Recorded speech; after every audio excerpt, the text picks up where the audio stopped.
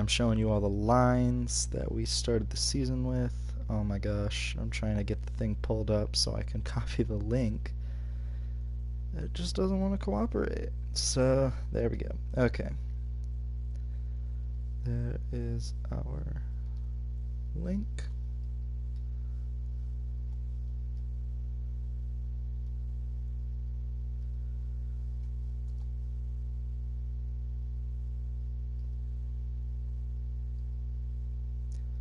There is the link, and we are all good to go. So, there were a lot of changes. I have made a lot of changes to the roster. So Teravainen, Aho, Svechnikov, Bach, Natchez, Stansel, that's all been there. That's all good. Will, Trocheck, Suzuki has made the team. Matheos has made the team full time. Reese and Dzingel. So, what's different? We'll get to that in a second, but for now, I think you can notice that I think the only change that I did make was that Nikita Gusev is not was traded. He's no longer in the forwards because I wanted to give Ryan Suzuki a better chance.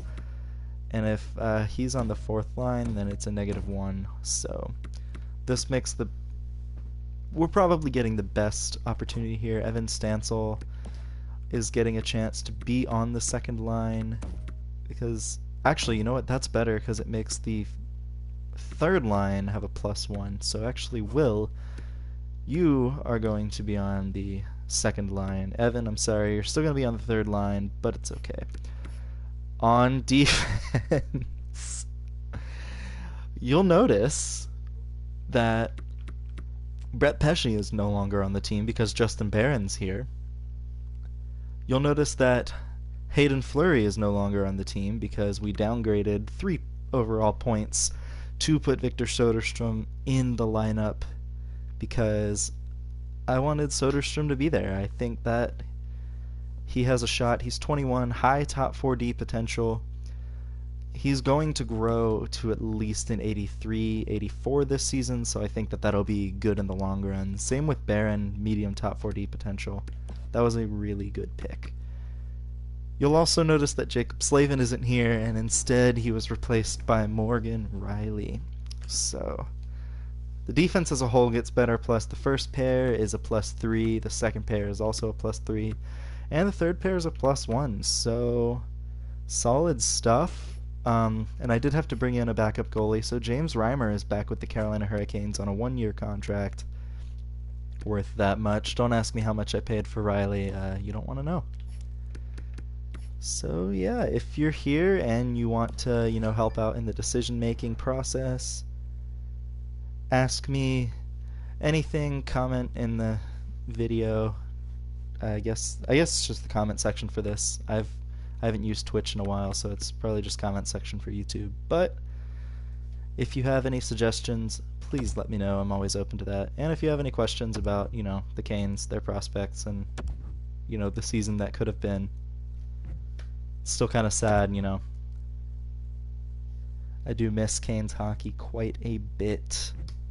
And if you hear my phone go off, I'm sorry. I'm trying to, keep track of everything that's been going on with work, with school, with friends, family, all that stuff. So I hope you all understand. Daniil Chayka's on the trade block. Actually, my defense prospects are really solid, so I'm probably going to say no to all these trades coming up. Because I did make a ton of trades. Actually, you know what? Before I go to the preseason, let's see. Will it show me the trades that I've made? Okay, so you can't see all of them. I guess you can't see the Slavin trade that I made. But what you can see is that I traded Nikita Gusev and got a throwaway prospect, and actually a decent prospect in Alex Bouquet, and then a 4th-round pick, Fleury, and a prospect for Noel Gunler and a first. So really solid. Gunler, here I can show you all both prospects actually. both are playing in the AHL. Let's see. So Gunler. Okay, come on. There we go. So Bookage here. 73 overall, low top 6 forward. He's a former third round pick. Actually, this is his first AHL season. Not too bad numbers last year. Could be a decent addition. Let's see, is Gunler scratched then? No, he's not. That must mean that he's a healthy scratch in the AHL. Unless he's playing defense, which would be kind of hilarious. I got Cam Dineen in free agency, which was really cool. Other than that, you know, the AHL team hasn't really seen a whole lot of changes. I did add Blake Spears, and I believe Matthias Fromm. Let's take a look at this. Yeah, Gunler is scratched, so let me change that. Means I will have to call somebody up if there's an injury. Shit, I didn't mean to hit that. Oh. One moment. Yeah, I really don't want to I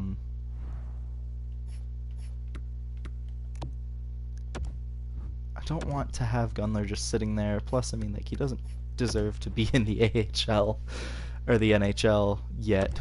So we'll go best lines. Shoot, I didn't mean to hit that. Dang it. Falling apart here. Okay, so that was good. And then defense, that was perfect. I meant to hit best lines here to get that. That looks much better. And yeah, Gunler is on the 4th line here. But he is only 20 years old. He's also a medium top 6 forward potential guy, which isn't bad. So there's potential here with a lot of players. I'm excited. I really am. I think it's going to be a good season. I think we upgraded in a few areas and got some players that could really, you know, grow into their potential. I am still a little bit worried about the defense or the offense clicking, because it doesn't seem like our forward lines click all that well. But as always, we're gonna sim up to the about 2 months in.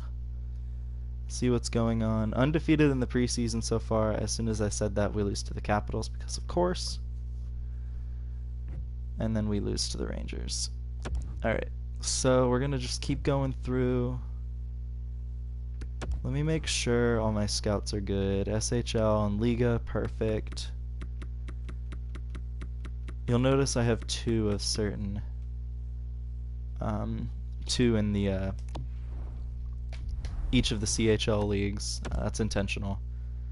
So I don't have anybody in the DEL, so I'm gonna put somebody in there.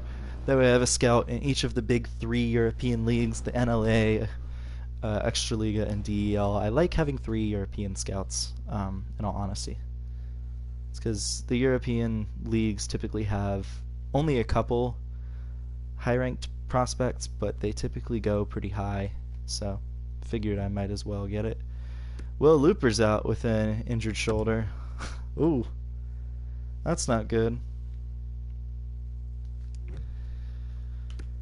And okay, so he's back already, so a pretty short-lived thing there. Luke Henman got called up, so congrats to him. Gotta switch all this stuff around. I really want everything to work out with the team this year. Looks like we're okay, 2-2 after a rough start. We do lose the season series against Vancouver, which is unfortunate. Timothy Rabbit, that's a dope name. I think I want to trade for the 1st overall pick just because of that. He is at an assist per game in the USA this year. Gems and busts, none so far. That's to be expected. Alright, and we lose to Tampa. Not the greatest start for this team, which I was a little worried about when we traded 2 of our best defensemen.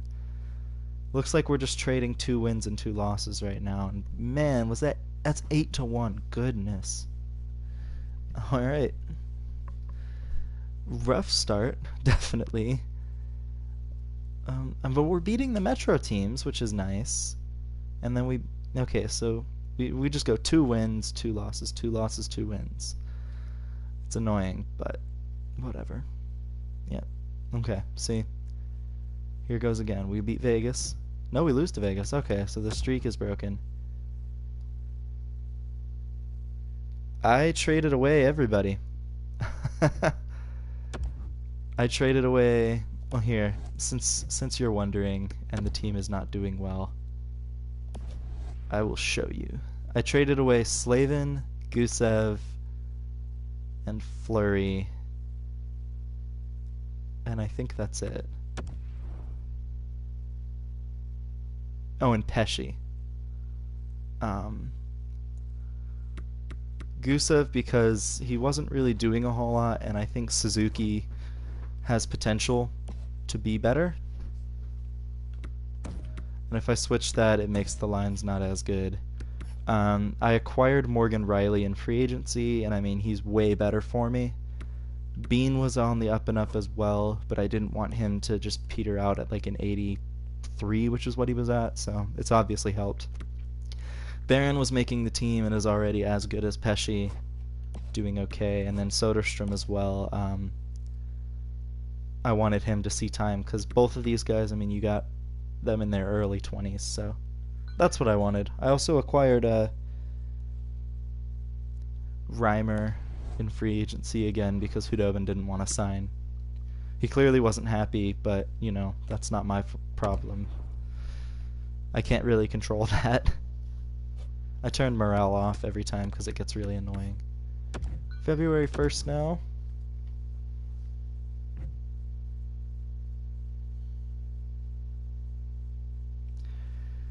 Be weaker than normal. Okay.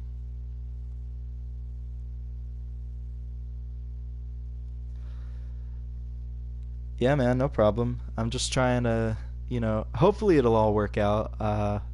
Seems like the team's kind of turning a bit of a corner. But again, as soon as I say that, typically, we lose a lot of games. But we're still third in the division because the Metro apparently isn't as good this year. Ooh, big 8-1 win against the Caps. There we go.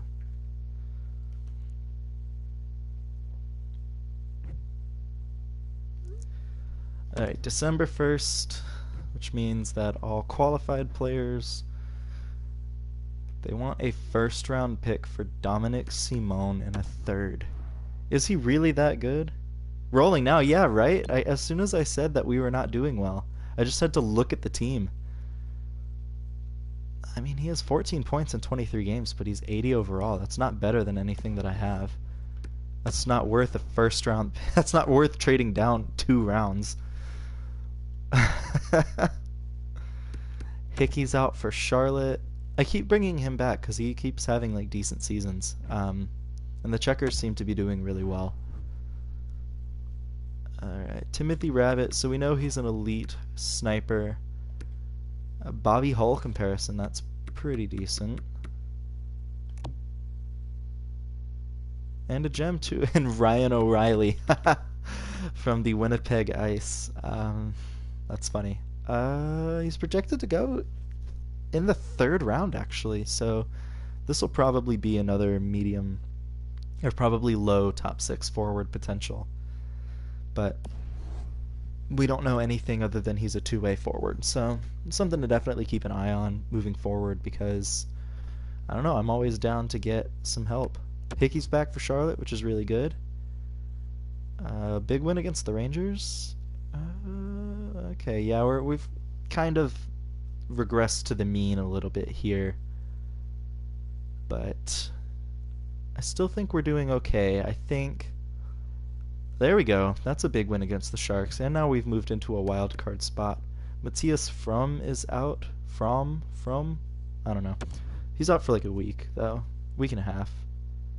Okay, another big win. So 2 big wins on the road here.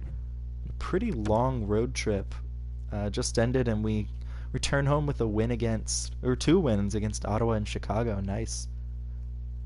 Can we beat the Rangers again? We do. Nice. Alright, so yeah, pretty decent stretch there. We do lose against the Caps, but we follow that up with a win, and now we're back in 3rd in the division. Cool.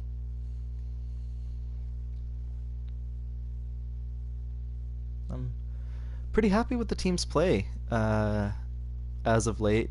You know, we've stopped losing, which is always good. I've heard that that helps.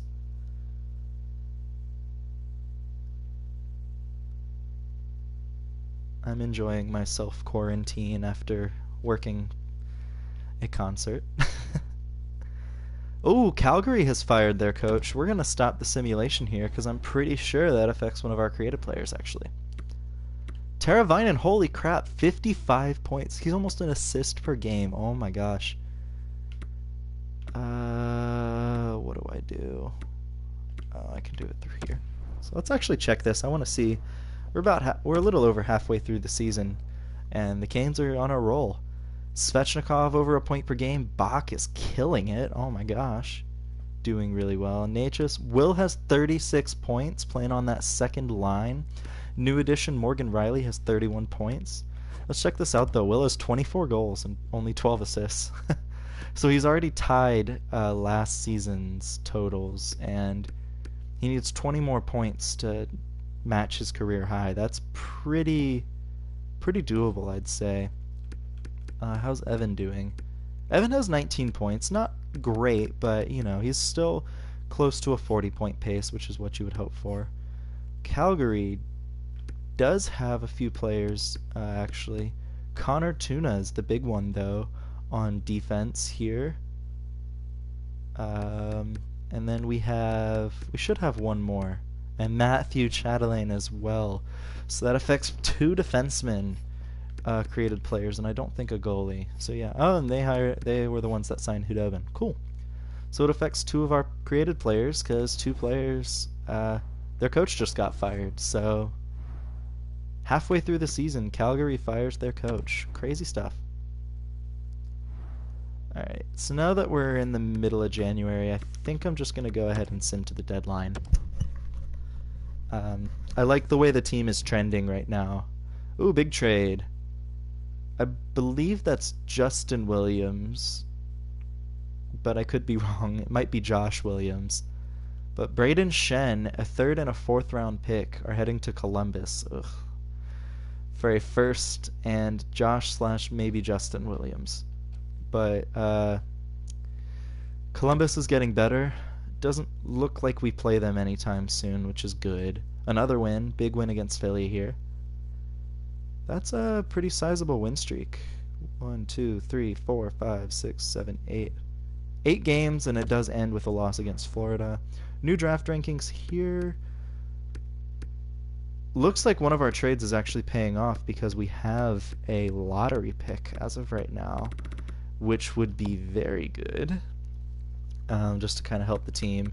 He's still being scouted by one of our WHL scouts, so we still don't know more about this gem. But it's been about a month, so I'm not too surprised. Last game before the big break, and it's a 4-0 shutout win over the Toronto Maple Leafs. So that's exciting. 29, 14, and 5. We're 3rd in the division, but we do have a sizable lead over the other teams in the division. And that gets bigger with a win against Dallas and the Caps. But we lose against Florida again, so that's really interesting. Jake Gensel is going to Tampa Bay, so Pittsburgh gets worse. They get a 1st round pick. I believe that's Noah Delamont and a 2nd round pick. So they get a decent prospect from the looks of it. A 2nd round pick and a 1st round pick. So Pittsburgh's rebuild gets accelerated by a good bit there. And I think Gensel's a little older too. Pittsburgh trading again, but this one seems to be more of a lateral move. They get Jeff Petrie, an aging Jeff Petrie, for Dominic Cahoon, and they also get a 2nd and then pretty much just a throwaway prospect in Connor Wong. I think that's his name. He's playing in the OHL, I believe, this year. All right, so 2 big extra time wins, 3 wins in a row. Sam Miletic, Pittsburgh's placing him. I don't know anything about him. 77 overall, 4th line forward. How old? Age 25, so yeah, he's probably not going to get above like a 78, maybe 79, so that's not worth it. Can we beat Edmonton? No, we do lose against Edmonton. First game against Columbus after that big trade, though. Nashville gets Dylan Larkin and a 5th round pick For a first, Philip Tomasino, and a second, that actually seems like a really small return for Nashville, or for Detroit there. But Dylan Larkin to Nashville. I'm so glad that Nashville's in the West. Washington makes a big trade. You see, they traded JT Miller, but they got more for JT Miller, it would seem, than Detroit got for Larkin. That makes no sense to me. What's going on? Matt, hello, I'm your biggest fan. Thanks, Beth.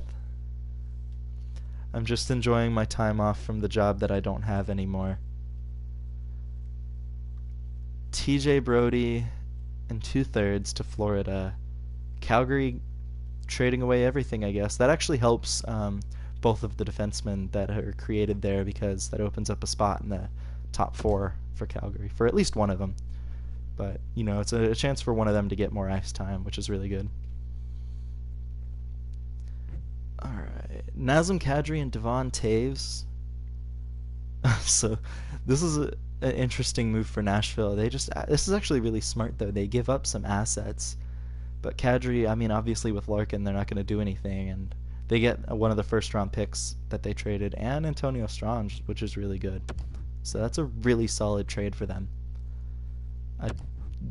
If I don't really know either of the players, that's not a good trade for me. Alright. So Dallas is selling. Ottawa gets Travis Hamonic. Really just seems like a minor deal. None of those players seem like they're very good. Oh my gosh. So Nashville, are they selling or are they... I'm confused. So they just traded Ellis and Smith, but they had Larkin earlier. I don't know, that's weird. Alright, well, never mind. I guess I'm not that glad that... I don't know, man. Nashville... That's weird. But 3 wins in a row now. Points in each of our last 5 games. Well, this looks like a big deal. Patrice Bergeron, Eric Johnson, and Remy Elie to Buffalo in exchange for a first-round pick in next year's draft and a second-round pick, and then Evan Vierling, a prospect. So they take on Bergeron's contract, which I'm pretty sure goes on for a little bit, but that's, a decent deal for Buffalo there. And it's crazy that the Canes beating Buffalo made them make that trade. Again, Victor Rask and Anders Lee to Columbus. So they trade in the division. So the Islanders get a little worse, though, and get 2 prospects. Arizona gets Chris Kreider and Mark Stone, or Michael Stone, I think, for a first and a third. That's a pretty steep price for 2 aging players there. I don't know, that's crazy. This has been a crazy trade deadline. Wow. I'm going to say no to this because I would love help on defense, actually. He has 6 years left on his contract. Ooh. So he'd be 35 by the end of it. He's 86 overall, so that's already better for me. What's his fit? He doesn't fit anywhere. He also doesn't do a whole lot. And I also get Kuffner. That doesn't make sense for me. For 2 first-round picks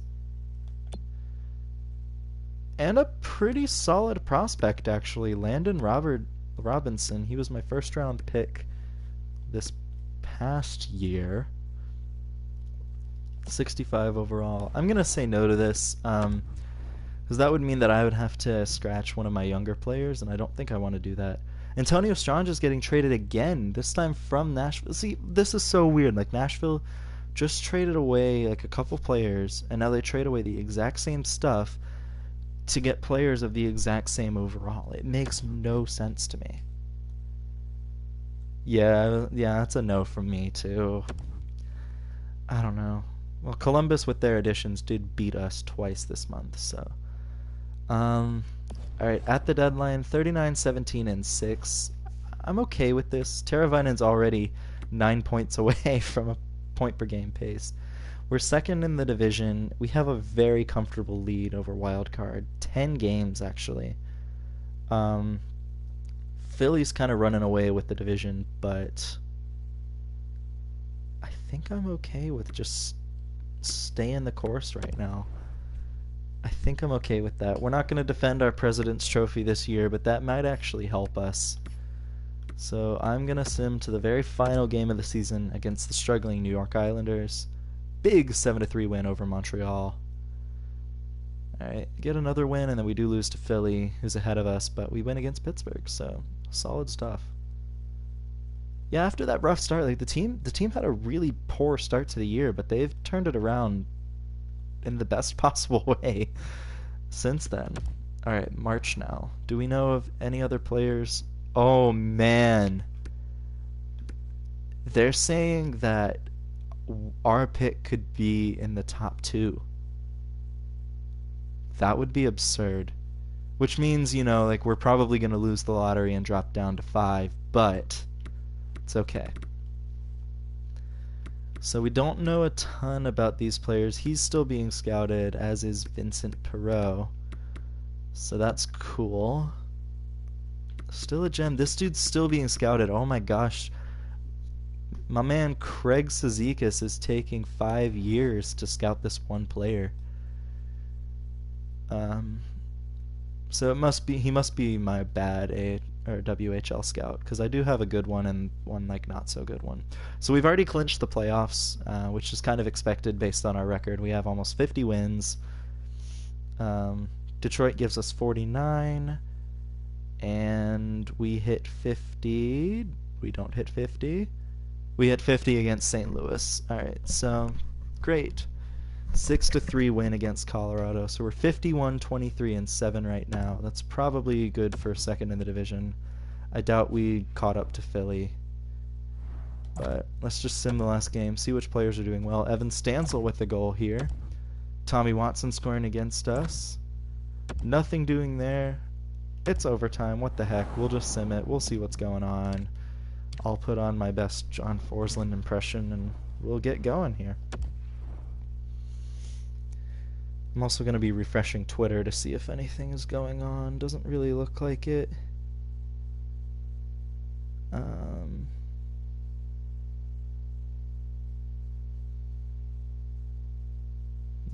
Nothing exciting in the hockey world. I would honestly expect some of our prospects to start signing soon since seasons have been canceled, but I don't know at the same time. Alright, so the Canes lose the face-off. Number 8 here has the puck. I didn't get to see who that was. Nice steal there. Oh, bad move. Oh, Morgan Rielly can't quite stuff the puck at the post. Barzal has the puck now. It's Noah Dobson. Noah Dobson's number 8, and then 91. That'd be hilarious if that was Tavares. Oh, massive hit by Rielly there to free up the puck. There we go. So he passes that up to Aho. Aho's got one man to beat here, and he's just going to wait. Svechnikov's got it now. He's going to take a shot. Great save by the Islander goalie. Rielly's got the puck. Oh, Svechnikov can't put it in. Varlamov makes the save. Dang. No ace for being late. You haven't really missed much. We're just simming through the last game of the regular season here. We are a playoff team, and you just missed a lot of trades, but the video is up on the channel after I do post, so if you want to catch the whole stream, it's all right there for you. Easy enough.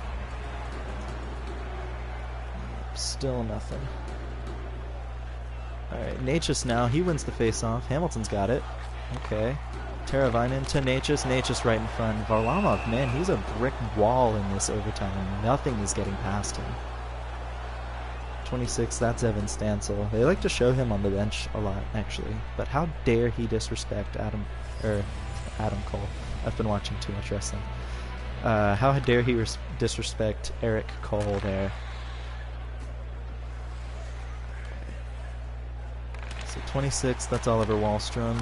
Hosang, great save, Dan. And he's just going to get run by Josh Hosang now. It seems kind of disrespectful. Also, it's pretty funny that this game hasn't updated, because Hosang, I think, got loaned to another AHL team. So the Islanders are done with him. Necas wins the face-off. Hamilton's got it. Now Necas has it, and he's got some speed. He's coming up the wing here. Not too much. Oh, no, that ended that. Teravainen brought it offside. You know, Because that's a good way to handle things. It's just to, you know you're offside, so you're just going to do it anyways. That works. Alright, so new face-off here. Hosang and Wallstrom on in overtime, which is a pretty interesting overtime for the Islanders. Necas has it now. He's got a lane. Teravainen, what a stop by Varlamov there. The Canes can't quite get the puck. One player is going to actually back off from this board battle. Necas with a big hit there using the physicality. Teravainen's got it to Hamilton, to Teravainen. Necas had a lane, but he was faced the wrong way. Teravainen turns it over to Leddy, and Hosang's going to carry it up the ice now. Josh Hosang coming in. Oh, he's going to make a nice, nifty little move to protect the puck. Wallstrom to Dobson. Dan McLaughlin makes a save on a shot that seems like Sebastian Aho got most of that shot. So, good stuff. Alright, they're going to show you a replay. What a stop by Varlamov coming across to deny Teravainen there. Oh man, that was a really tough play.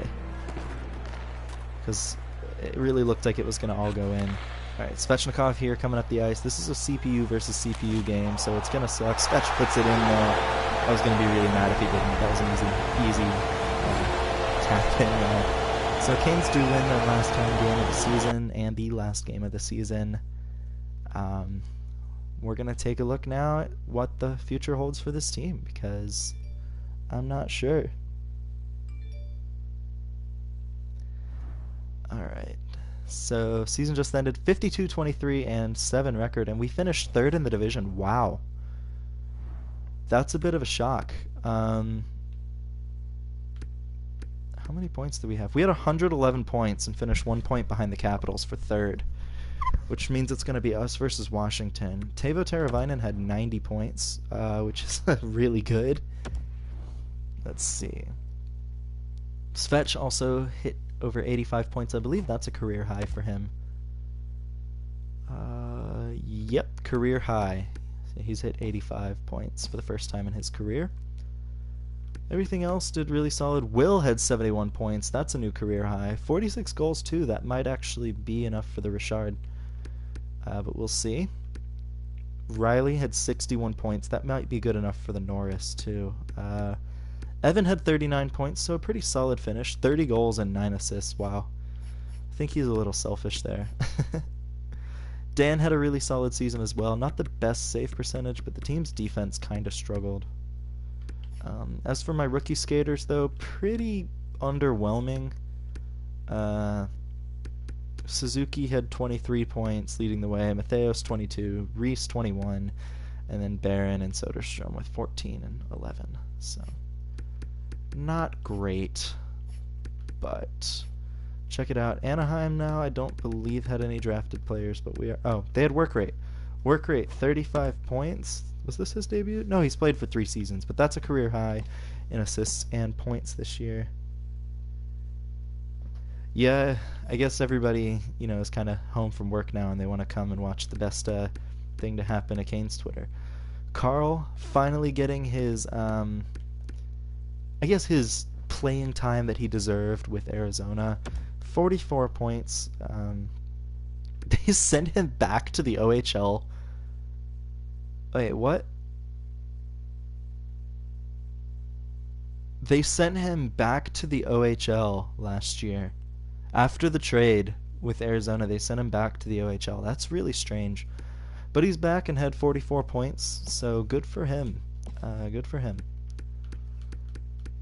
I think that's all that they had. Boston, I don't believe drafted any created players because they're the Bruins and they hate fun. Same with Buffalo, although Buffalo is going to be a bit of a problem for us. Connor Tuna had 18 points at the time the coach was fired and has 31 to end the season now, so pretty good season from him.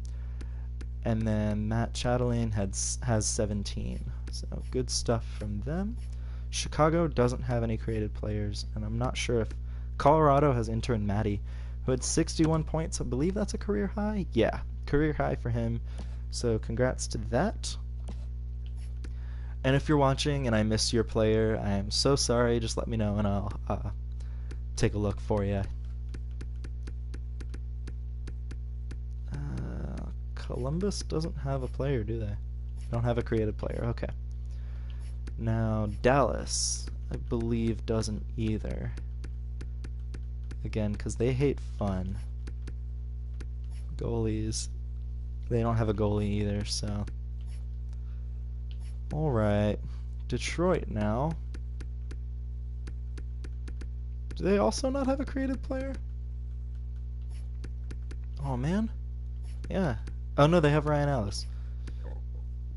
Currently the backup goalie for Detroit. He's 83 overall, so he might actually be their starter next year. Edmonton, Chris Miracle is now the starting goalie for the Edmonton Oilers, which is really exciting. Tough year for the Oilers overall, despite having Connor McDavid and Leon Draisaitl hit almost 100 points each. But after that, there's a pretty stark drop in points, and they had so basically their top six or their top five forwards did really well, and that was it. So tough year for Chris Miracle. Florida, I don't think has a created player. Oh no, they have Trey Cash. So Trey has 40 points. And I think that's it. Oh, and they have Kieran Lang too. So Kieran had 75 points. I believe that's also a career high for him. Yep. So nice, Kieran.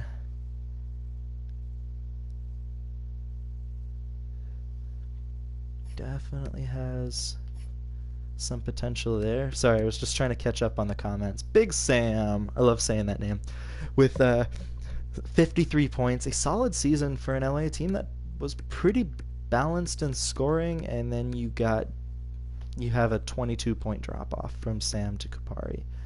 So it seems like depth is a bit of an issue for LA. And yeah, Canes and Cannons had a good season. Save percentage-wise was pretty decent, but the team as a whole really struggled. Alright, next is Minnesota. Jonathan Wagner, 67 points, 37 goals. I think that might be a career high. Yeah, career high. Easily a career high in goals with 37, and then also a career high in assists, so good for Jonathan. Montreal doesn't have anybody because they hate fun. Yeah, Montreal hates fun if I remember correctly. No, they have Matthew. Okay, well, Matthew had a really tough season, but so did the rest of the Habs. But Matthew especially had 3 wins and 16 losses, so not good.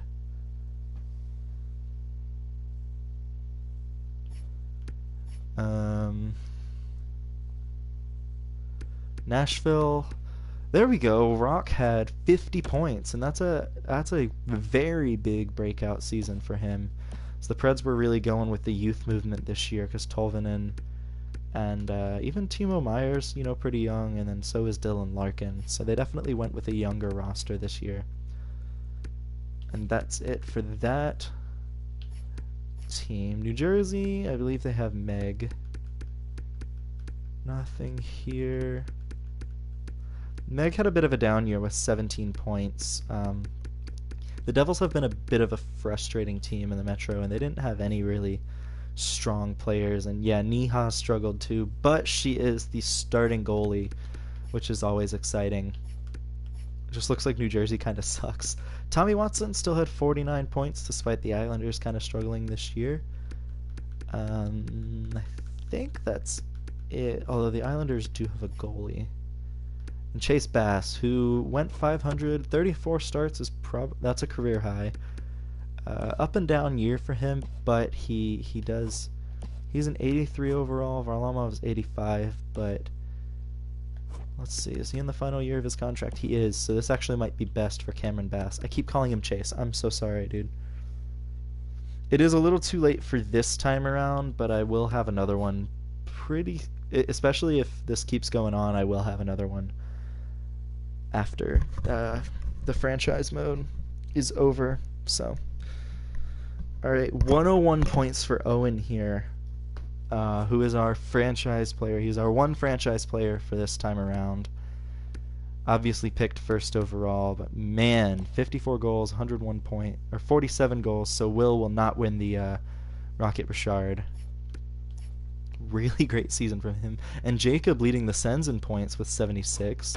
So that's really good. 39 goals and 37 assists are both the career high. His previous career high in points was 46, so a 30-point jump is very good. All right, Philly now. I don't remember if they have anybody. Yeah, for sure. I'll probably try and write stuff down because I had so many people ask for it this time. No, Philly did not have anybody. Pittsburgh, Optimistic Caniac, 48 points. Pretty solid. That's a career high in every aspect, so good for him. San Jose, I don't believe drafted anybody. Do they have any goalies? They don't. St. Louis, Sarai, 55 points. That's very good. Everybody is seeming to have like a career year this year, which is really good. I'm really happy about that. Tampa, It's Me had 42 points. And then Corey actually had 26 as well. I didn't see that there. Toronto, I don't believe draft. Yeah, they didn't draft anybody. Vancouver, I don't believe did either. Doesn't appear so. No, they didn't. Vancouver sucks. And Vegas definitely did. JT, 47 points. 30 of those were goals. And then they have a goalie as well, which is Kane Stats. Really solid season for him. A 919 save percentage and 39 wins. So really good from him there. I'm really happy to see that. And then I don't believe the Capitals drafted anybody either, but I mean, let's be honest, it's the Capitals. They hate fun.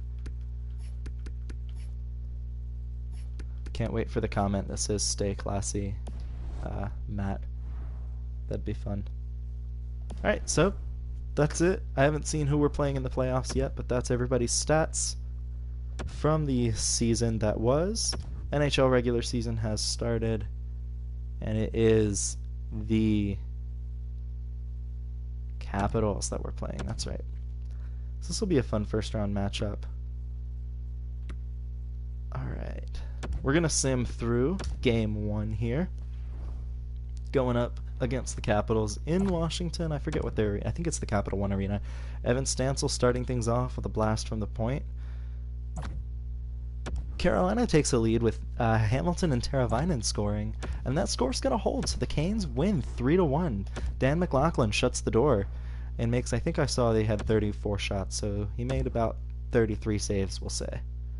Solid stuff.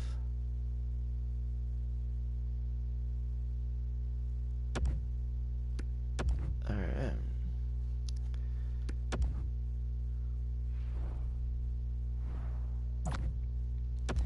Will Looper getting a goal here. Sebastian Aho scoring as well.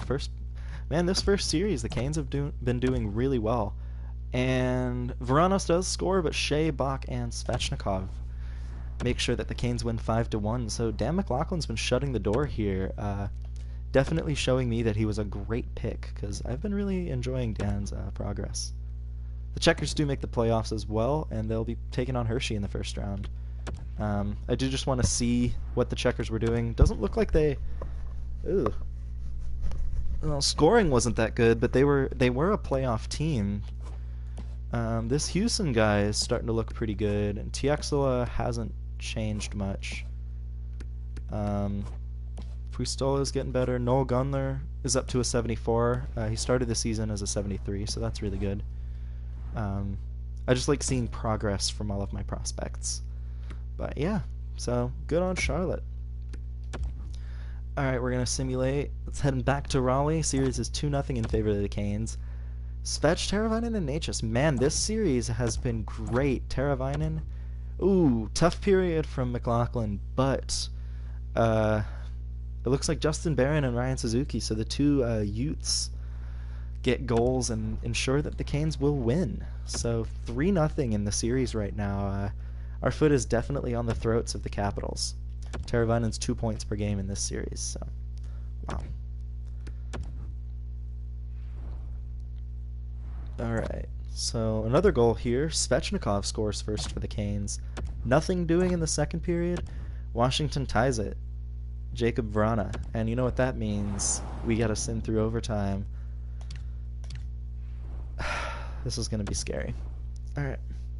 Well, I mean, if we lose, it's not too big of a deal, but I would like to see the Canes win the first round in Raleigh. So, it's a CPU versus CPU game. I won't be playing, but I will provide commentary of the game, because, you know, I don't want you to just sit there listening to, you know, just the NHL 20 sounds, so hopefully everybody enjoys that. Alright. I can't even see. Okay, so Nyquist has the puck now. Great block by Riley there, and Hamilton just kind of lollygags to the puck, but he makes a nice hit, gets the puck. Teravainen's got it now. He's going to break out to Aho. He's going to break into the zone, hopefully, probably wait for a friend to pass to. There's nobody there. Teravainen up in front. What a save by... That's not Holtby. That's just Samsonov, I believe. So... Yeah, that's Samsonov. So Samsonov is in net for Washington. He has 32 saves so far today, as you saw on the bottom. Hamilton with the shot. Svech has got it. Oh, great stop. Samsonov. Man. Let's go. Woo! Yes. Let's get hype, everybody. If the Canes win this game, they move on to the second round of the playoffs, and we will all just get a little classier from that. Alright, so it looks like it's the same lines. Tom Wilson, Kuznetsov, and Nyquist here. It's a very interesting first line. I also don't see Ovechkin. So that probably means that he's regressed a little bit. He brought it in off size. There's a garbage can skating up the ice. Great save, Dan, and a great just clear from the zone by Riley. Teravainen's got it. What a nifty little move. Samsonov makes a save. Teravainen hits the post with the shot. Oh my god. Hamilton now coming. Oh, Teravainen. It's going to squeak in front, and Samsonov's going to cover that up. Wow, what a sequence there. They're definitely going to show something on the replay. And Dan McLaughlin here getting a bit of a feature. Let's take a look at this. What a save. And it was Hamilton and then Riley that clears it out of the zone, because otherwise that's in the back of the net. Somebody was going to bury that rebound. You know how the Caps are. So yeah, second line is Ovechkin, Backstrom, and Vrana, which is a very good second line. Ovechkin carrying the puck up the ice now. That's a concern. Vrana now to Nick Jensen. Carlson has it. He's going to make a dinky little pass to Backstrom. Carlson has it. He's going to dump it in. Okay, this is an interesting offensive strategy. Hamilton gets clocked by Ovechkin. McLaughlin's going to make the save, and Riley is going to pick this up, start the breakout. Bach's got it now, so the second line is out for the Carolina Hurricanes as well. Oh, bad turnover. Vrana's got it. Ooh, Bach gets it right back. He's going to take a backhand, and that's a save. Samsonov's going to make two pretty easy saves. Tough luck from the Canes there. Some good moves from Dan McLaughlin, who's getting a lot of love from the announcers, as in me, in this period. Third line now, Evan Stansel, Vincent Trocheck, and Ryan Suzuki. So Evan has a chance to be a part of Stanley Cup glory. This is Jonathan Toews. If you missed it, the Blackhawks traded Toews to the Capitals, which is kind of crazy. Looks like this is Trocheck here, skating up the ice with the puck. I could be wrong, though. And that is Evan Stansel. Somebody's going to dump it in. I couldn't quite see who that was. And then 33 is going to pick it up for the Caps. It's going to go to Orlov. JT Miller, also another deadline acquisition for the Caps, is going to come in here. Orlov's got it up in front. What a poke check by Dan McLaughlin. Ooh, tough turnover almost. But Trocheck stays with it. He's going to dish it to Stansel. Evan's going to carry it up. Ryan Suzuki's got it. Slap shot misses the net, and that's going to go back into the zone. So, interestingly enough, Dan isn't going to play the puck. Jake Bean's got it now. And Evan's got the puck. He's going to carry it up the zone. Ooh, not really a whole lot of options here. Oh, nice little move. Bad turnover by Kuznetsov. That one actually made me kind of mad. Oh, 2-on-1. Nyquist is partially blocked, and Dan makes the save. So another great save from Dan McLaughlin here. And they're going to show Svechnikov. Alright, I guess it's just going to be a face-off. So first line's out for both teams now. And we'll see what's going on. Aho's going to not even do anything on the face-off. Wilson, oh, good save by Dan with the pad there. Looks like he got it with like the toe. Dan makes another great save. So bit of a rush by the Capitals there, and Dan stands tall. He's been excellent in this overtime period, as has Samsonov. Let's take a look. Wilson, great save by Dan there, just getting it on the blocker side with his pad, it looked like. Alright, Aho needs to win this faceoff, and he just stands there again. Carlson's got it now. He's going to take the shot. Another great save by Dan, who's actually going to pass it to Teravainen. Justin Barron on the ice now. I believe that's the first time we've seen him. Aho to Barron. Oh, to Teravainen. Oh! Barron's got it. Block shot in front. I believe that was blocked by his own man. Verana has the puck. Ooh, good little defensive play there by, I believe, Soderstrom. Maybe Barron, I can't tell. And they score on the back door. That's Backstrom. So the Canes do lose one game in this series. Tough luck, but you can't complain. They obviously were playing better towards the end of that overtime. You could tell that the Canes were going to find a way to lose that one. Unfortunately, Dan just can't quite get the rebound. Alright, so Teravainen only had 1 point in that game, but he's still playing really well. Alright, Game 5 in Washington. Canes do have a chance to eliminate the Caps tonight again. Good start with Aho and Svechnikov scoring, so the first line's doing really well. Will Looper scores, and Svech is on hat-trick watch now with his second goal of the game. He doesn't get it, though. Aho does get his second, and Scandella scores for the Caps to break the shutout. 3 points for Aho, Svechnikov, and Teravainen in this game, and the Canes move on and, yeah, eliminate the Capitals. So really good stuff. I'm really happy about that. Alright, looks like we're going to have to sim a little bit just to finish it up. It looks like Colorado. Looks like we'll be taking on Philly, so we will be taking on the, I think, President's Trophy winners. So the playoff series are Philly versus Carolina, Florida versus Toronto, Arizona versus Vancouver, Winnipeg versus Colorado, and Charlotte advances in their series. Looks like they won in 6 games as well, or 5 games. Noel Gunler had 5 points, so that's good to see. And the Canes will play Philadelphia. Yeah, they definitely won the President's Trophy. All right. Svechnikov scores in the first period for the Carolina Hurricanes, who quadrupled the Flyers in shots. All right. Svech. And Gostisbehere scores for Philly. Third period, nothing. We're going to overtime, folks. So Philly's defense is really solid, and their goaltending is obviously really good too, but our offense is a lot better than theirs, actually. So it'll be pretty interesting to see how this game plays out. So it seems like Philly is like a slightly better team, but since our offense is better, maybe that'll help us out a little bit more. And hopefully we won't have to sim through almost an entire period, or 2 overtimes like we did last time. Aho on the faceoff with Giroux. Giroux wins it pretty cleanly there. Cam Atkinson. Dan with a nice little save there. He's going to hold on to that. Good save. He was pretty square to that, so I wasn't too concerned. So Svech is actually 8th in scoring in the playoffs. And obviously he'll get higher as the playoffs go on because, you know, that's kind of how that works. More players get eliminated. Riley up to Teravainen now. Teravainen's going to skate into the zone, but he doesn't have any friends. Svech. Oh, how did he not bury that? The whole glove side was open. He gets it back. Teravainen, weak shot there, but a juicy rebound. And the Canes can't quite get to that little turnover, so Voracek's got it now. Up to, I can't tell who that is. Ian Cole now. Cole's got it up back to Voracek, to Giroux now. Provorov is crushed by Svechnikov, and we got a 2-on-1, folks. Svech is going to do the weirdest 2-on-1 I've ever seen. Easy save by Carter Hart. Ivan Provorov now. Nope.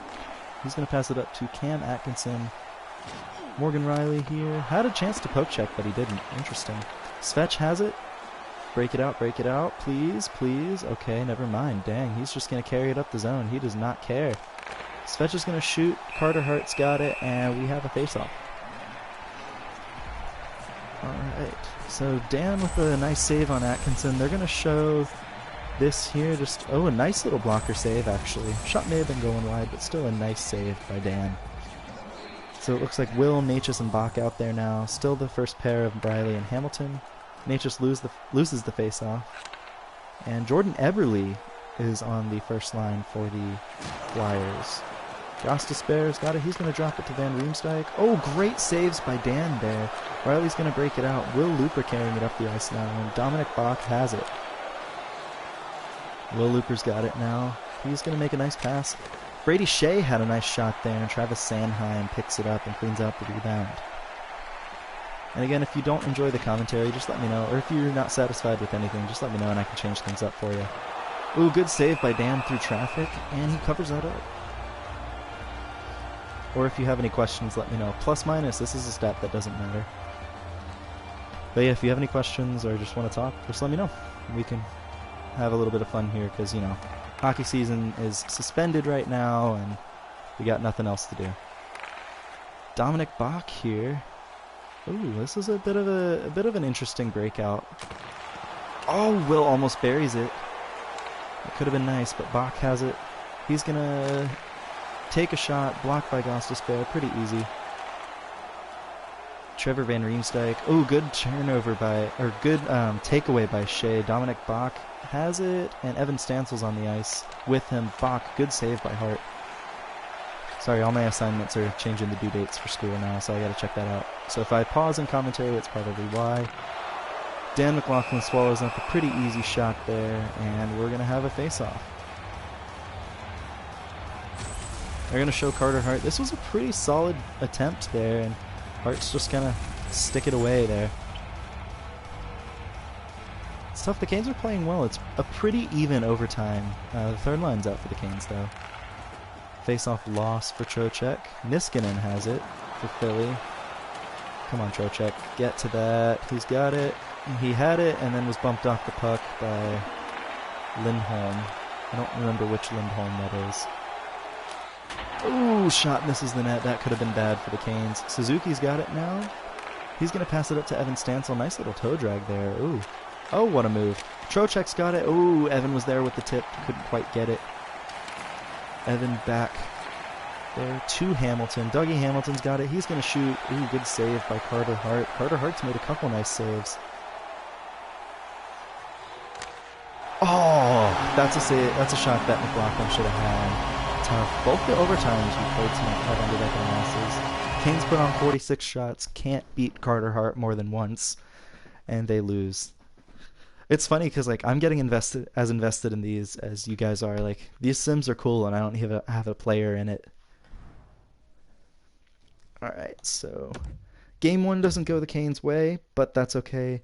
First, we'll check how Charlotte did, and they do lose their first game to Wilkes-Barre. So seems like the Canes are doing as well as the Checkers are doing. All right, that's another assignment. Oh, we're good. Oh, Bach and Stansel score for the Carolina Hurricanes. Evan right from the face-off circle, and then Bach from a really bad angle. And Bach gets another goal to keep the Canes ahead, 3-2. Third period, all Canes, and all from the same area. Will Looper, Vincent Trocheck, and Ryan Dzingel score. Canes win game two pretty handily, so we're heading back to Raleigh. Series is tied. All right, we'll sim through the next game again. And Will Looper scores for the Hurricanes. Jake Voracek scores for the Flyers. Dzingel scores for the Canes. And Evan Rodriguez is on the Flyers. Interesting. And Canes win. Will Looper, I believe that's a hat trick for him. It is. 3 goals for Will Looper and Natchez. Excuse me. Natchez with 3 assists. We're all just going to pretend that didn't happen. Dan McLaughlin again with a fantastic performance there. On this team, my favorite player is all of them because I'm the GM. Ryan Dzingel is out with an injured foot until May 7th. So that does leave a spot open on the 4th line. So I'm going to just do best lines and see what happens. We're definitely going to want Will on that 3rd line here. Gives Reese an opportunity to play up. And Suzuki, Matheos, and Henman is our fourth line. So Henman gets a chance to play in the playoffs. Yeah. So interesting stuff. On defense, shouldn't be any changes. Soderstrom is now an 83 overall, which is nice. Barron still hasn't gone up in overall, but I'm happy with Soderstrom's growth.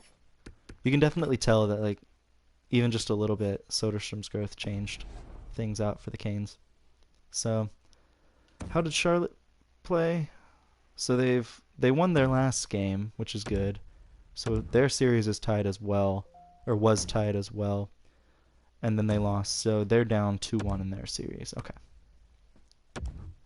All right.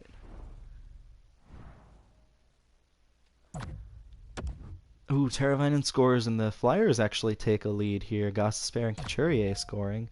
Nothing in the second period. Third period, Canes tie it. Will Looper again. Might as well just call him a Flyers killer because he is on fire in this series. That's 4 goals in at least his last 2 games. I don't know how many he had before then. But he's definitely having a heck of a series and finally coming into his own as a player. He's a 3rd overall pick, so I was kind of hoping that he would.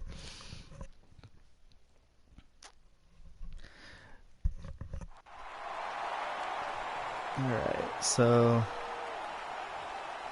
we're going to go Aho here. Riley with carrying it into the zone for a defenseman, which is odd. Teravainen, oh, that was a great chance. Great play there. He's going to pass it. Aho's got it now. Aho scores! I believe that's Hamilton. I actually kind of jumped a little bit for that. I'm getting way too invested in this series. Panda, to answer your question, probably my favorite player on the team. I mean, Svech is probably one of my favorites, just in general, but like, favorite player that I've met, I'm definitely a way bigger fan of Warren Foegele now after meeting him. Really nice dude.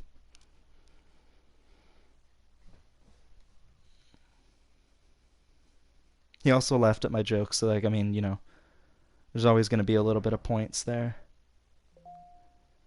Alright.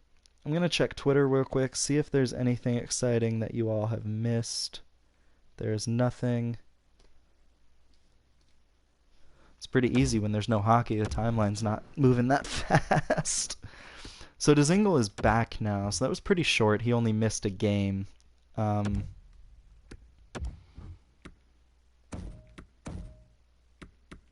actually going to keep Reese on the 4th line now, or the 3rd line. Even though he doesn't have a point, he's an 83 overall.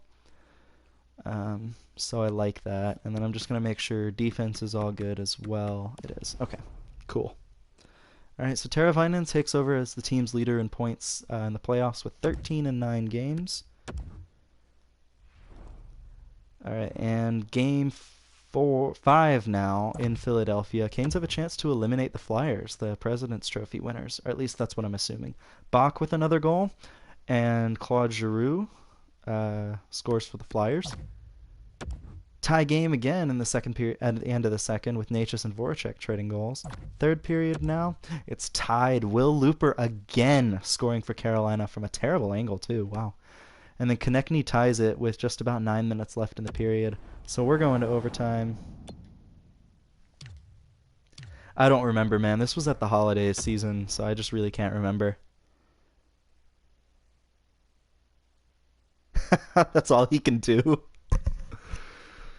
I know one of my coworkers saw him when they were filming the Elf on the Shelf thing, and it was like, looking good, man, and Aho just kind of responded with like a really awkward like grunt. He wasn't like rude, he was just like, he didn't say anything. He was just so embarrassed. So Svechnikov's got it.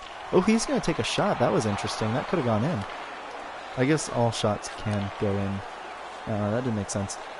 Oh, that would have been a nice play, but Riley with a really nice defensive play. Teravainen scores! Canes are moving on. Teuvo Teravainen is the hero in Game 5 and eliminates the Philadelphia Flyers. Canes are heading to the Eastern Conference Final for the second year in a row.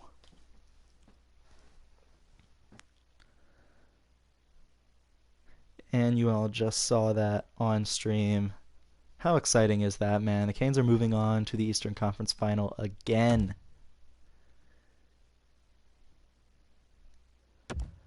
So it's looking like, so it'll be Colorado versus Arizona in the final. And it will be Toronto versus Carolina, a rematch of 2002. Interesting. So this will be exciting. All right, so Toronto versus Carolina, first period. Auston Matthews scores for the Maple Leafs. I mean, you can't give him a lane in the middle of the ice like that. Kasperi Kapanen does score, but Svechnikov has 2 goals in the second period to make sure that the Canes tie the game up. Third period now, nothing.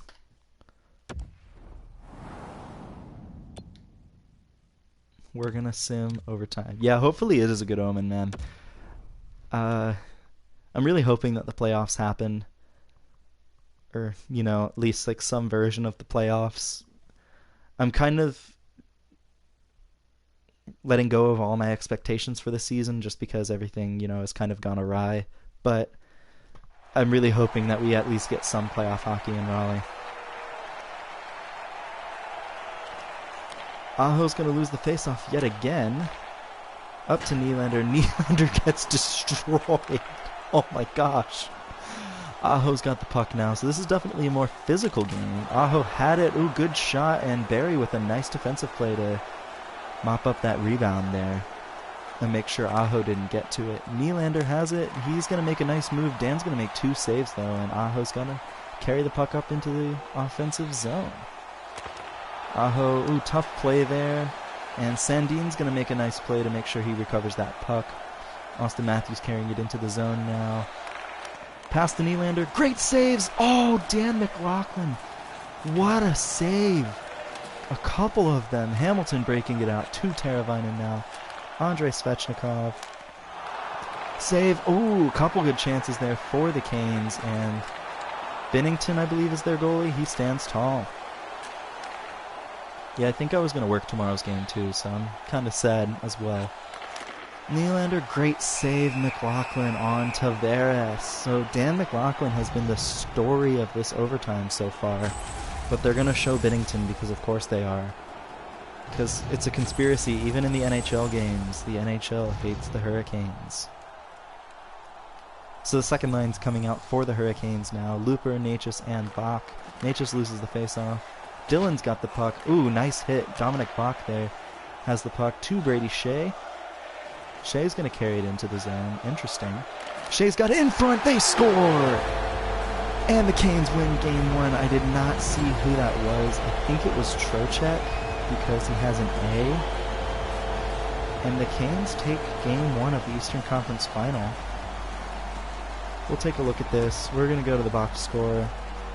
The last goal was actually, it was Dominic Bach, who's an assistant captain, assisted by Brady Shea. So, Connor, your favorite player, scores a goal. He scores the overtime winner in game 1. Dan McLaughlin with another excellent start for the Carolina Hurricanes in net.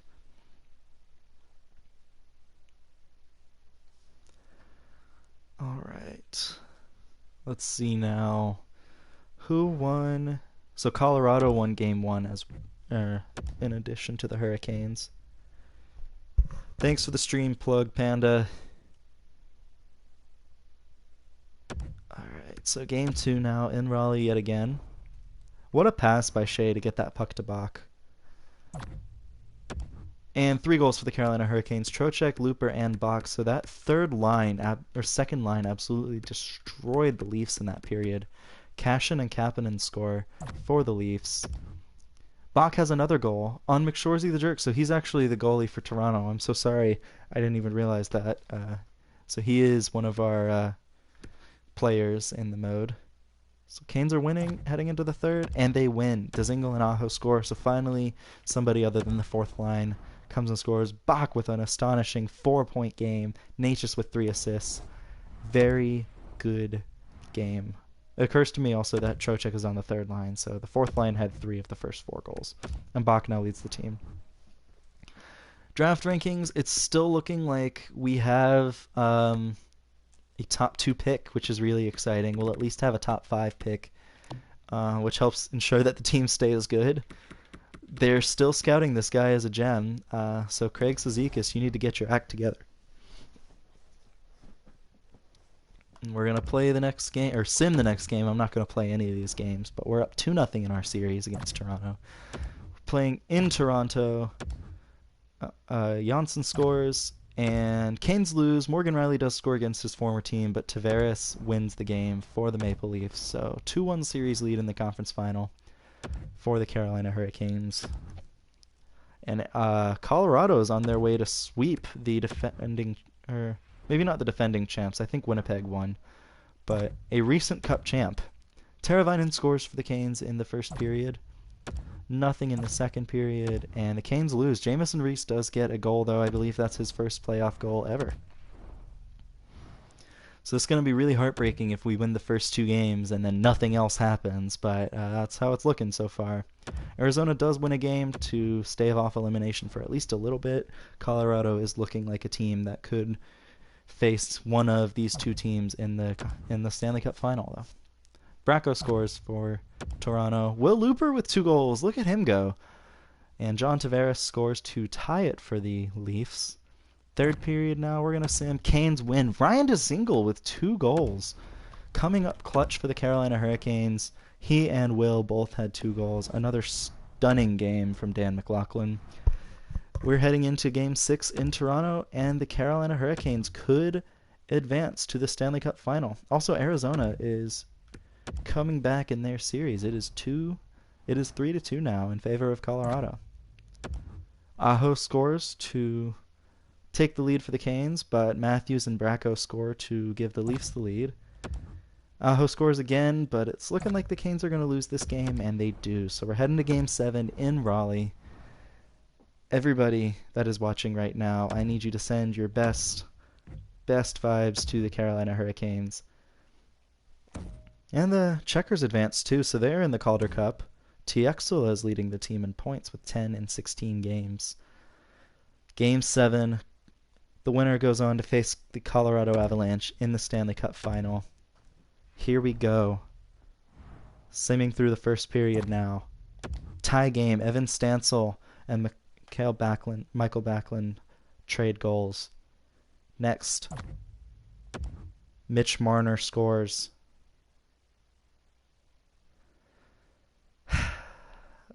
Here we go. Pressing X. Third period. Canes get decimated at home. It's going to be Toronto versus Colorado in the Stanley Cup final. Tough way to go out. We lose in the Eastern Conference final for 2 years in a row now. But Colorado does beat the Maple Leafs, and San Diego beats the Checkers. So it's the second time the Checkers have made it to the Calder Cup final and lost in a row. So tough loss. We get the first overall pick, though, from Calgary. What a deal. Instantly makes the season worth. Boston has picks 3 and 4 thanks to New Jersey and moving up in the draft lottery. St. Louis gets the 7th overall pick as well as the 13th. Detroit has picks 8 and 10. Oh, and they also have 15 too. So St. Louis has 3 top 15 picks. So that's really good for them. But the important thing is that the Carolina Hurricanes win the draft lottery. I didn't mean to hit that. We'll have to look at the draft class before we go in just to see. Carolina Hurricanes legend Patrick Marleau has retired. Might be a Hall of Fame career, but if he gets in, then Rod Brind'Amour should definitely get in. Justin Williams also calls it quits. So it actually was Williams that I saw get traded to St. Louis. He finishes off his career, very solid career. Any other former Canes on here? It doesn't look like it. Mark Stahl has retired. And there's Derek Ryan. So former Hurricane Derek Ryan retires. Any goalies? Pekka Rinne retires. That's a Hall of Fame career, I think. 420 wins. You gotta put that guy in the Hall of Fame. Ryan Miller as well. That's a Hall of Fame career. Anderson, Smith, Elliott, and Talbot retire. So that's all. That's 6 really good goalies.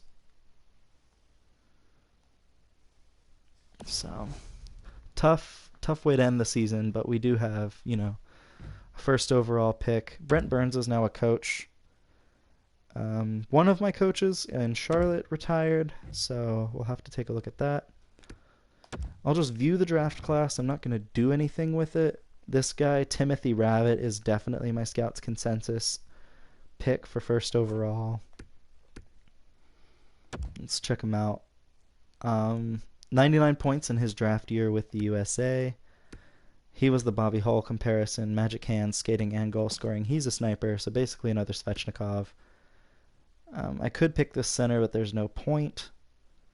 And we're just going to check and see if there's any gems real quick, and then we're going to move on. They still haven't scouted this freaking O'Reilly dude. But they do know that Yahir Reed at the left wing is a gem. And I'm just going to interview him to figure out at least a little bit more about him.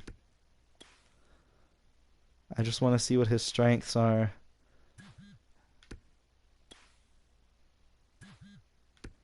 New topic. Play style. NHL readiness. I want to see. Okay. It's so sad. You're like, I guess our time is up. Oh. So we found out that he's a good skater. He's not very physical, and it takes about 3 years to get into the NHL. Okay. Cool. Alright, we're going to check out awards, see who won any awards this year, if anything. Philly won the President's Trophy. It was obviously Colorado winning the Cup, and Toronto was the other team. McDavid, 4 years in a row. Art Ross. Malkin wins the Hart this year. Morgan Rielly won the Norris, so the Canes had the Norris Trophy winning defenseman. I think he had 61 points, so that kind of makes sense. It typically goes to the player who has the most points. Nick Robertson wins the Calder. McKinnon wins the Conn Smythe. Hart wins the Vezina and the William M. Jennings. Nobody else won an award. Anybody in the OHL? I doubt the Checkers won anything. I wouldn't be surprised. They didn't, so that is it for this season. Now we're going to jump right into everything else. We're going to hopefully sim through one more. I try to keep these at about 2 hours, but I think we can make it work.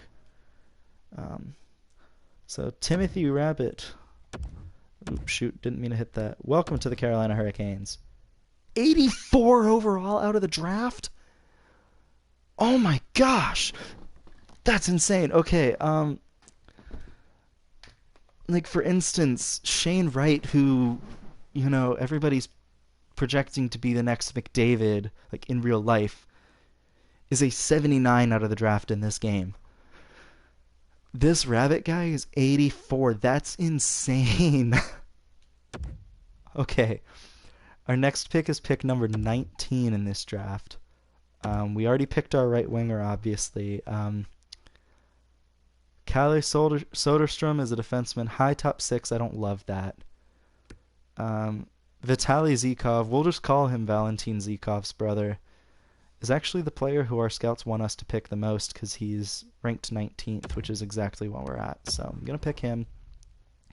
Medium top 6 forward, 66 overall, and he's a playmaker, so pretty solid. Lacking in size for sure. He's only 5'9", but, 84 overall out of the draft. I cannot believe that. That's just insane. And we have another first-round pick in this year's draft, too. We have 2! So we have 4 first-round picks. And we were a team that won. Alright, so our scouts really like this Christian Paulson guy. Like you can see, our scouts rank him at 23rd here. And he was projected to go 29th. There's also this Bob Rourke guy who's ranked 19th. So I'm going to definitely pick Paulson here. Medium top 6 winger as well. Sniper, same overall, 66 overall. And then at 30th overall, I'm going to pick this Bob Rourke guy, who our scouts love, at 19. Same deal, medium top 6 forward, but same potential. So, solid. Really solid. I don't know, let me know what y'all think about this draft so far. I think it's pretty great. But, you know, I always want to hear everybody else's opinions. Alright, our scouts like some of these guys, but I do think that I do need a goalie because I've been picking a lot of forwards and I don't want to get too clogged up. Medium elite, there we go. Look at that.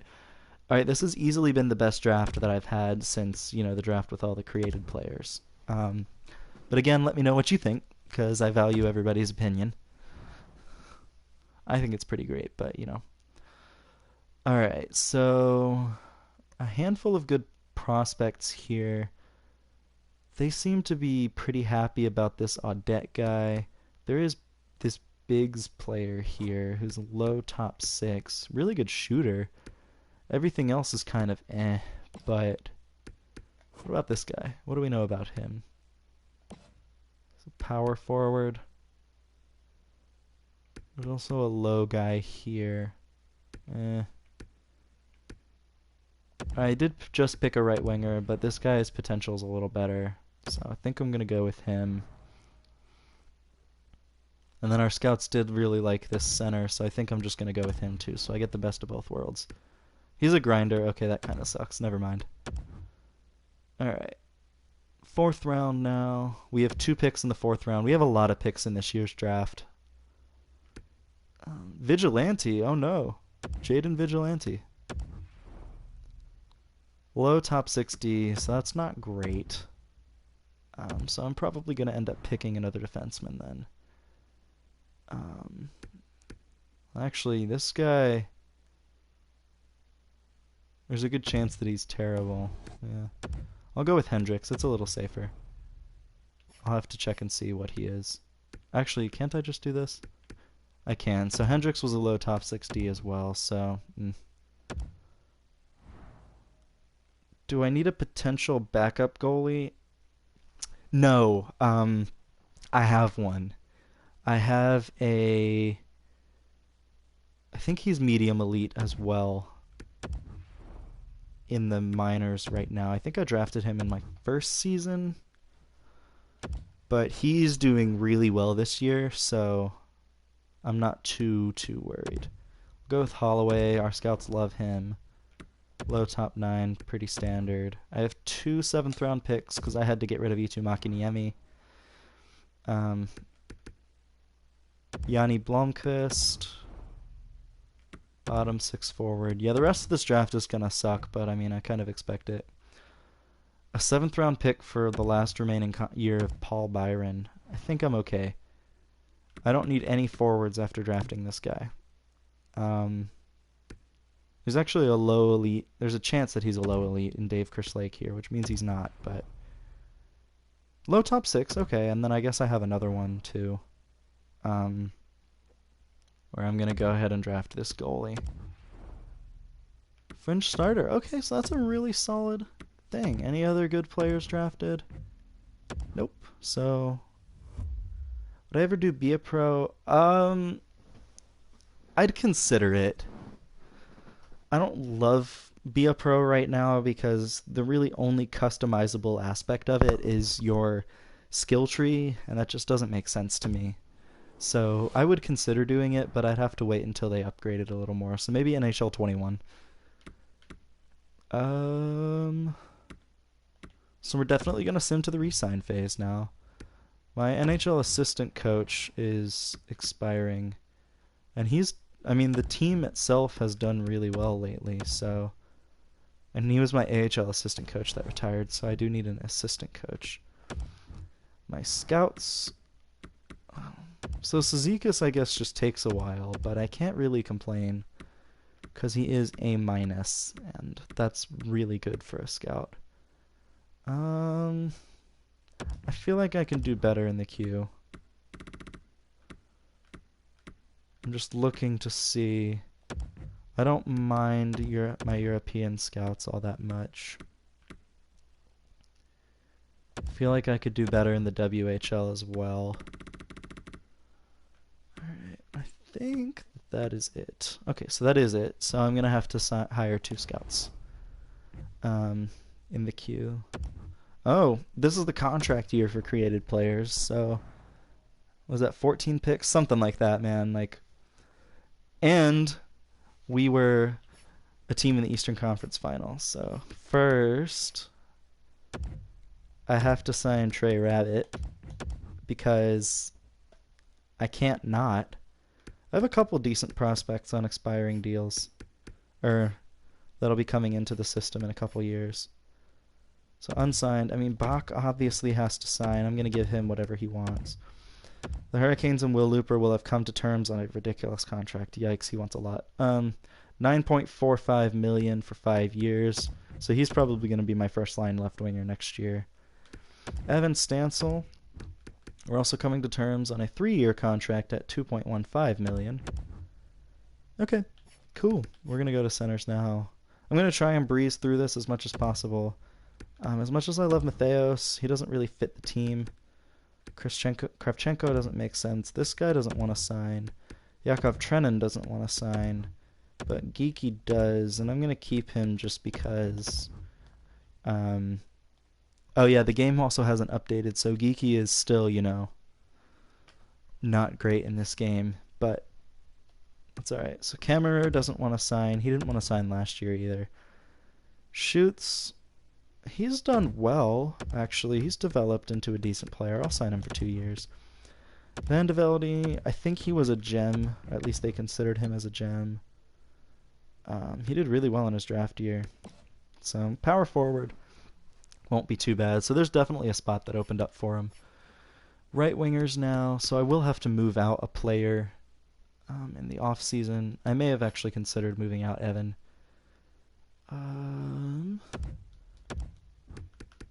Bean is going to get whatever he wants. And I have a couple prospects coming in. So I'm going to want a couple of my better defensive prospects to come in and play. So Walford is going to get a chance. But Hickey and McEwen aren't. Joey Keane, maybe he'll improve with the players, with those 2 guys out. I feel like I kind of have to sign this guy because he's 73 overall. And then I'm definitely going to sign Chayka. So, okay. And then Dan McLaughlin wants a 1-year deal. Can I lock him up for a... Okay, so he doesn't really want a long-term contract, which concerns me. But I'm going to give him an even $3 million at 2 years. I'm okay with letting Reimer go. I'm also okay with letting Huska go. Looks like this O'Brien guy has simmed pretty well too. So yeah, here's the medium elite goalie that I have. He didn't really play a whole lot last year, but he has a chance to be the starter in the AHL and develop. So that's it. And then I do also have this Leonov guy. So that's it. That is it for free agency. At least signing players, I hope. Coach wanted to re-sign. Good. Keane. Bean. Okay.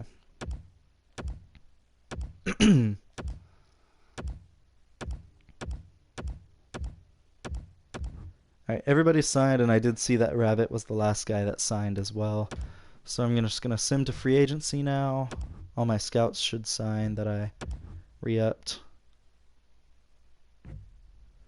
Pro Scouts calling, contract limit. I'm at 39, so I actually do have a lot more players under contract now. I wish there was a better way to go see which players that I have. But, so. Aho, Natchez, Trocheck, Reese. You know what? I really want Suzuki and Reese to get playing time. Vincent Trocheck, I love you, but... Actually, wait. Oh, he's 86 overall. He and... Actually, that would be a really good goalie tandem. Let's do it. Trading for Kurt. And then I don't need draft picks, obviously. So I'll try and see if this works. It's not sufficient at all, but I do really want Kurt. So I'm actually going to offer to send Anaheim their pick back. There we go. Okay. So I get my backup goalie, which I needed. And I traded away Trocheck, which kind of sucks, but again, I really want Suzuki to develop, and I think that Reese could grow to like an 84 in the offseason, and then Suzuki maybe an 82. So left wingers now. All right, we have 1, 2, 3, and that's okay because either Puistola grows to be a higher level or we have a spot for Rabbit. 2, 3, 4.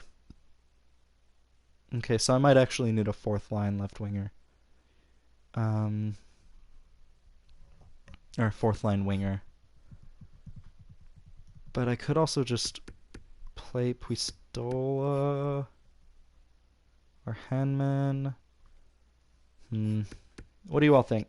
Should I get a left winger? Like a fourth line left winger? 1, 2, 3, 4, 5, 6. Ooh. So here's an option as well. I have 7 defensemen. I'm obviously going to keep Soderstrom because he has really high potential. Honka and Barron are both the same potential now.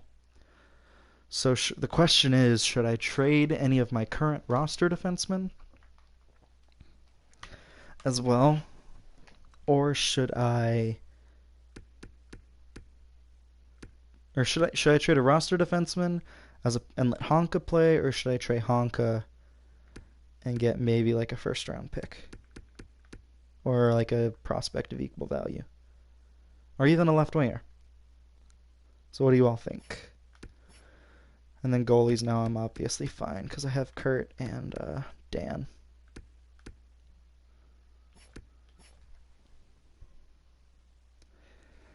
Man, that's tough because I really don't know. I want to trade for, like, I don't know. Let's check the free agency market while you all are commenting.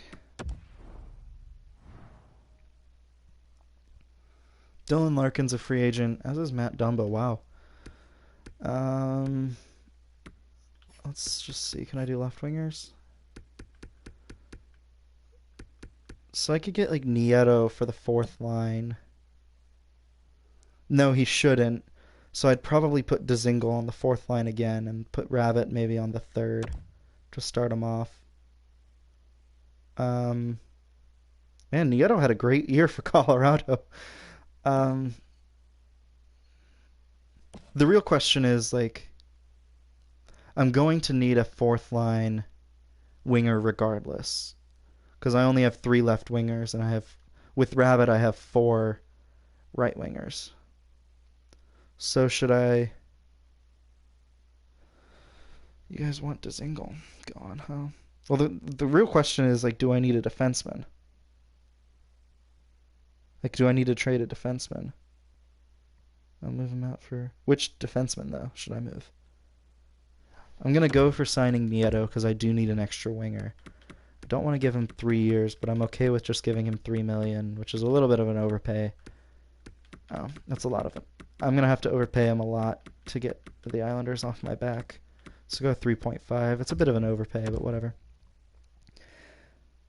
So, but I have 7 defensemen, though. That's the problem. And I don't want Honka or Barron to not play. So let me go back to the situation here. Like, regardless, I need a winger. Because what I'm thinking is I have Teravainen and Will, and then Rabbit, or Dzingel. Yeah, Rabbit and then Dzingel. So I'll have Rabbit playing on his offside, and then on the right side I'll have Svechnikov, Bach, Stansel, and then Nieto on the fourth line. If that makes any sense. Yeah, that's what I'm saying. I want to keep him as a winger. The only question now is defense. And I could readjust if players develop. So the real question is Riley, Hamilton, they're staying. Shea is staying. Bean is staying. But so really, is it do I keep Honka or Barron? That's my question. Is should I keep Barron?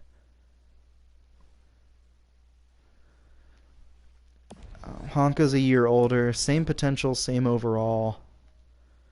I could pull up the playoff stats that's over here. You'd trade Barron despite him being a year younger? In the playoffs, let's see. Yeah, Dzingel had. Oh, he only had 6 points. I guess he had a better. It seems like he had a better playoffs than he did. Barron had 1 point in 17 games. Last year he had 11 points. What is he listed as? He's a two-way defenseman. Trade Barron for left winger. I might just trade Barron for like a prospect of equal value. Whereas for Charlotte in the playoffs, it doesn't look like Honka did anything either.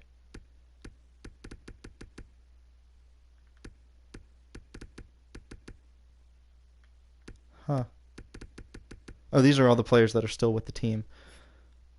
So I guess Honka was the scratch. Because sorry, RV was the only player that wasn't. Okay.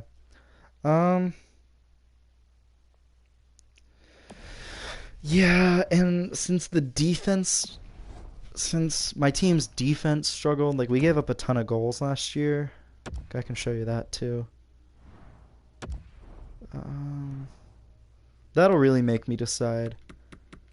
So goals against. I mean, we were third in the division in terms of goals against, but save percentage was actually an issue then. Huh.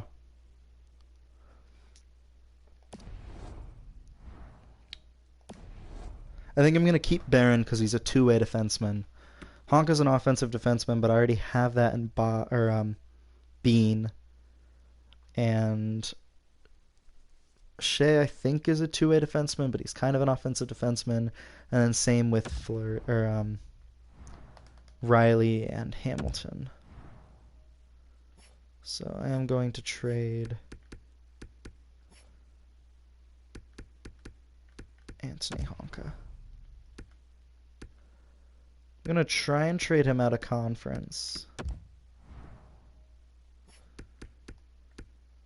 Rookie skaters. They don't have a ton.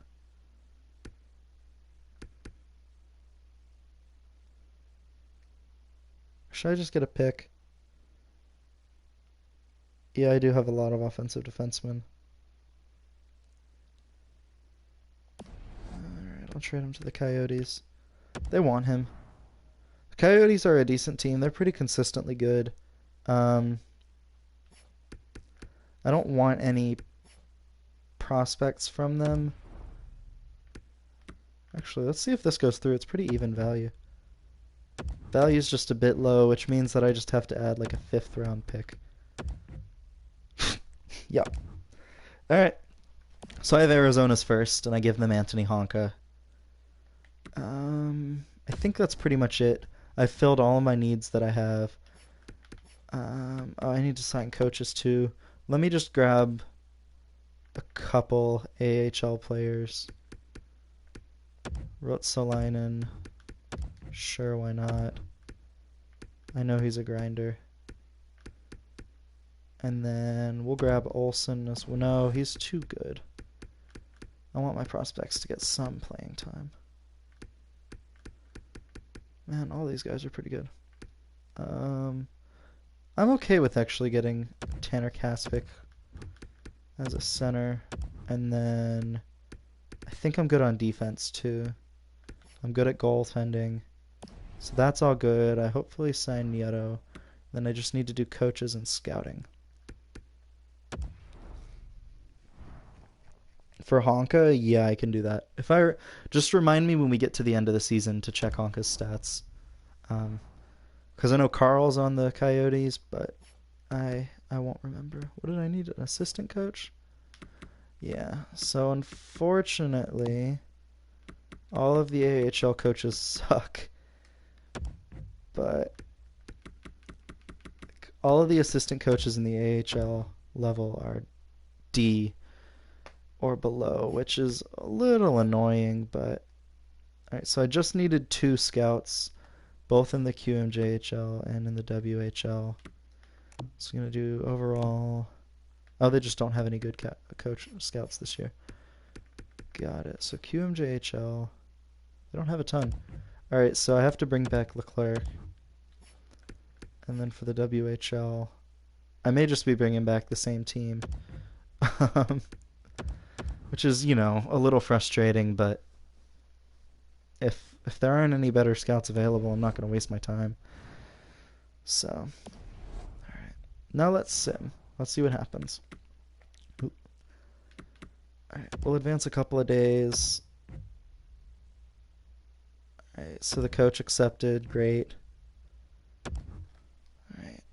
One scout accepted. The other scout just accepted. Nieto accepted. So there's my 4th-line winger. And then there's the 2 prospects. So we're good. Cool. Chris Letang to Florida. Boston gets a first and a probably low-tier prospect, because Letang's nowhere near as good. But you never know. No trade offers so far. Tyler Bertuzzi and Frank Vetrano to Colorado. Detroit gets 2 firsts. Wow. Colorado's going all in once again. That's a big trade. Probably going to say no to... I'm definitely going to say no to this. I'm going to edit my trade block, though. Yep, we're good. Minnesota gets a pretty good prospect, a 3rd and a 5th for Eric Staal. Eric Staal is playing for Arizona now. So Arizona's actually, traded away a decent amount of assets for next year. And they get Eric Staal. So good for them.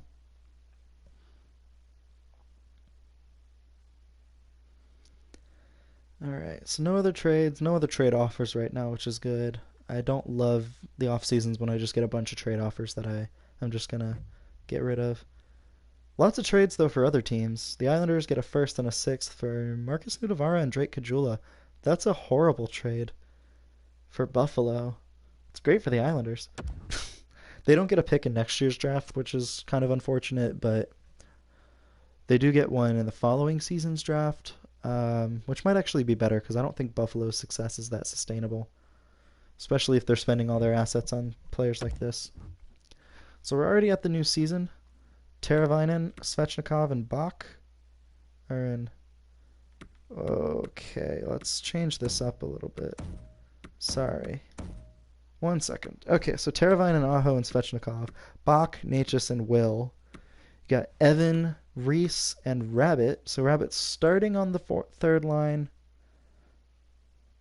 Yeah, typically I just remove all the players because I don't really make trades anyways. I typically like to initiate the trades. So Rabbit here is starting his NHL career on a line with Jamieson Reese and Evan Stansel. So it's actually a really young line. The oldest player is 22. And Suzuki, Nieto, and Dzingel. That's a solid 4th line, I think. It's definitely better than last year's 4th line by a little bit. Nieto would be is a decent addition. Defense should be the same. Soderstrom's up to an 84 now. Does that change anything? Oh, it does. Yeah, he doesn't fit the 2nd pair at all here. So Riley and Hamilton, Bean and Shea, and then Barron and Soderstrom. I was really counting on Barron growing an overall, but that's okay. Goalies now. Kurt is at 88 and Dan is at an 87. So all of a sudden, our goalie tandem is now one of the best in the league. Scratched is Dineen and Walford, so that actually might help the AHL a little bit. AHL team was close. That doesn't work. Sorry. I want to keep it this way. So out of my top 9, 1 player is a player that I didn't draft. Oh, 2, sorry. I didn't draft Shoots. And then this is just a 4th line of 2 players I signed, and then this. So yeah, it doesn't change anything either. Okay. Oh.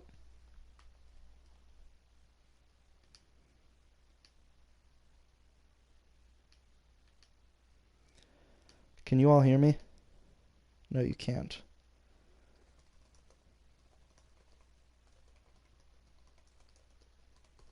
Can you all hear me now?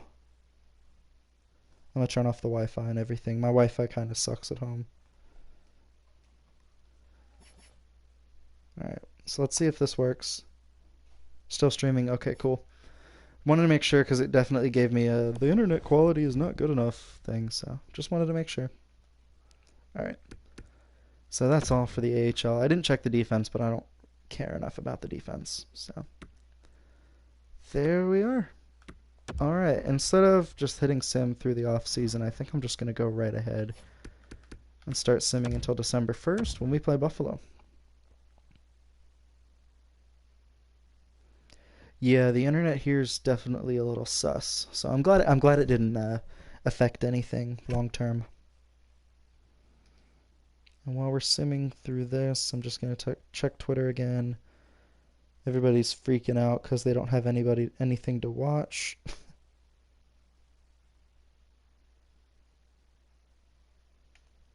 All right. So nothing too exciting. Yeah, nothing too exciting's going on. Waivers will be in effect, and now the season has started. We're starting off against the Cup champs and against Colorado, so that's exciting. And we get shut out, as to be expected. Overtime loss, okay. And another loss. So this team is notorious for terrible starts. So I'm going to reserve my expectations until a little while. But it's definitely not encouraging that we're losing a lot. Yeah, there's another loss. So 0-3-2 to start the year. I don't want to trade for PK Subban. His potential is top 6D, which means that he's not very good. Franchise. There's a franchise potential player here. Wow. A right winger again, so obviously we can't use him. But he's already over a goal and an assist per game in the QMJHL. Wayne Gretzky comparison, so he's the best possible player you could get in a draft. Like a Wayne Gretzky comparison is the best. So Canes do get our first 2 wins of the season against the Blues and the Islanders. So now we're up to 2-3-2. That's a terrible trade.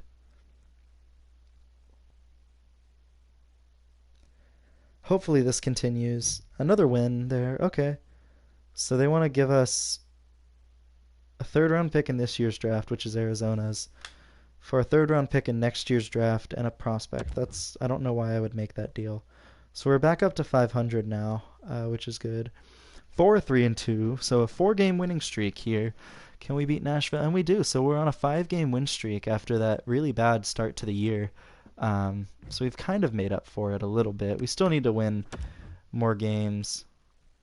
Yeah, I don't know, man, because I'd have to give up so much to get that pick if I don't land the lottery pick, which, I mean, doesn't look likely. Reinhardt's back for Charlotte, so that's good news. Shootout loss against Vegas. So the team, again, is just, we're very right now. Still 3rd in the division. We beat Ottawa. That kind of propelled us into that position, beating Boston as well. All right. Tampa, there we go. Okay. So again, a nice little 3-game win streak. Schutz is back for Charlotte as well. Another win. Okay, so 5 games now. So 5 wins in a row. It's our second 5-game win streak of the season here. And against the Caps now, another win. Okay, so we're doing really well. 6 wins in a row.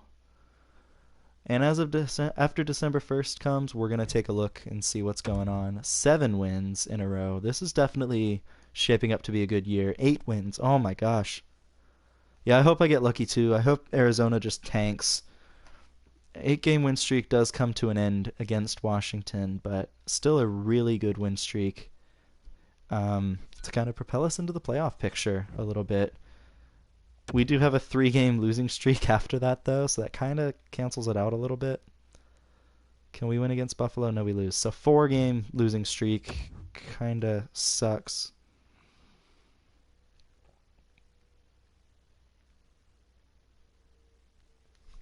All right. So 14, 8, and 3 after the first 2 months of the year. We're second in the division, behind the Rangers, actually. Will Looper leading the team with 27 points. So good for him. That's good. It's good that they're fifth in the Pacific. How's Rabbit doing? How's our friend the Rabbit doing? Struggling, it seems. Okay, 5 points in his first 25 games. Not great. I may need to consider bumping him up a line. But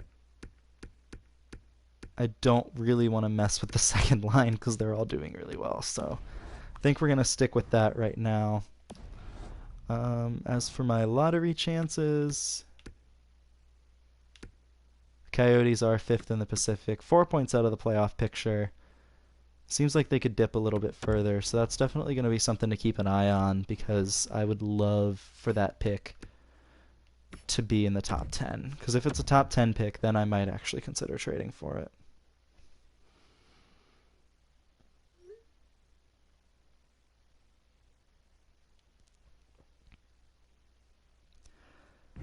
Yeah, 5-game losing streak was finally snapped with a win against Boston. Oh, I could move him down as well. Yeah, that's true. But I also don't want to because he's a lot better.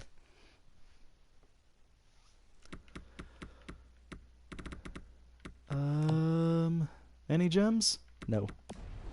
We'll see. After February, if he's still doing poorly, I might consider moving him down again. So 2 wins in a row now. Actually in a back-to-back too, so that's really good. There's a long break, which kind of stinks. Can we beat Toronto? We can't. So we lose to Toronto. I hope we beat Detroit. We lose to Detroit in a shootout, really. So now we're like a couple points out of the playoff picture, unfortunately. Geeky's back for Charlotte, which is nice. Chayka's out for Charlotte for a little over a week, probably about a week and a half. There's a win for Charlotte, or for us, excuse me. All right, so a very streaky Carolina Hurricanes team right now. Hopefully they can win against Florida. I know I'd imagine that Florida's really good because yeah, now we're a wild card team, so I'd like to change that. 6-0 loss against Florida. We do shut out Columbus the next night, so at least, we follow up a loss with a win. We lose again to Philly. The month of December is a month that I think the team would like to forget. But they do end it on a win. Coming up, New Jersey has LOL. They have fired their coach, and that's Meg's team. So yeah, the team as a whole has kind of gone down.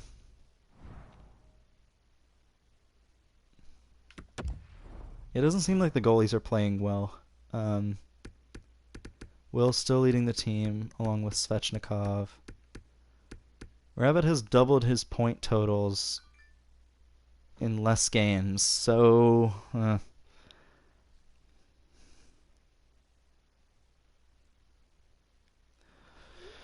But, I don't know. Should I move him down? Here's the goalies, by the way. Not great. Goaltending has been a weakness, despite the tandem being better, I guess. So we're not getting a whole lot of stops. Evan is actually leading the team in goals with 20.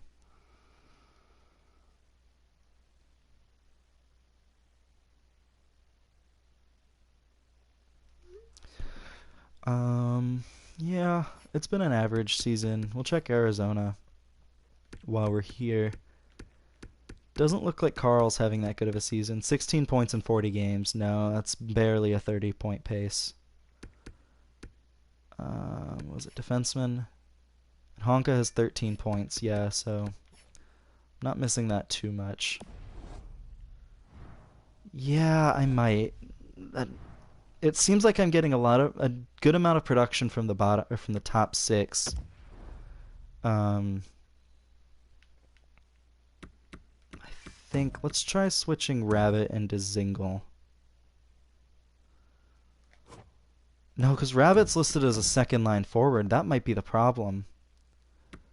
How's Reese doing? 16 points, 29, and then 10. Suzuki has 9. Oh no, man. Because the team's top 6 is doing really well, and the bottom 6 is not. Nieto doesn't have any points. Suzuki barely has anything. Dzingle's doing well. So I might just switch him with Rabbit for a minute to see if that helps anything. Just gonna roll with it for a game or two and see what happens. You know what? We'll see what happens against. Oh my gosh, New Jersey's terrible. 8-26 and 5. That's like a Detroit bad season. Svechnikov and Bach, Evan, Justin Barron. I mean, it kind of helped the. The third line got a goal in that game, but I don't think it's really good to base anything off of one game. So, I'll try it again. We'll see what happens.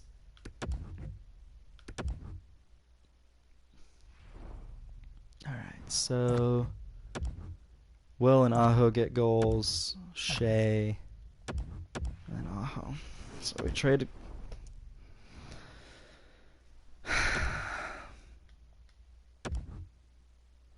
We're still in the playoff picture.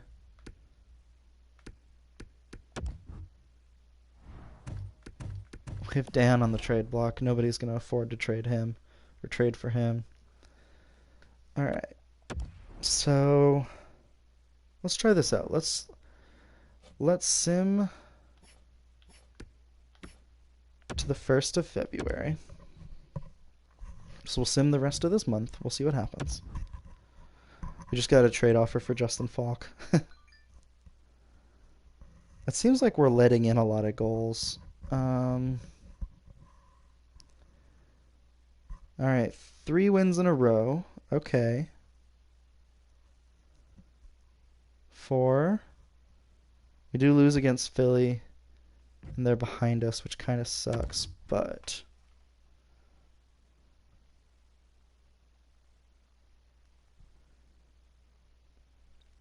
so we lose to 2 Metro teams in a row and then have a shootout loss. Draft class now. This guy's not moving out of first place in the rankings. Any gems? We have 1, and Jurgen Artmeyer. He's a goalie. Probably won't draft him, but we'll check the potential in comparison anyways.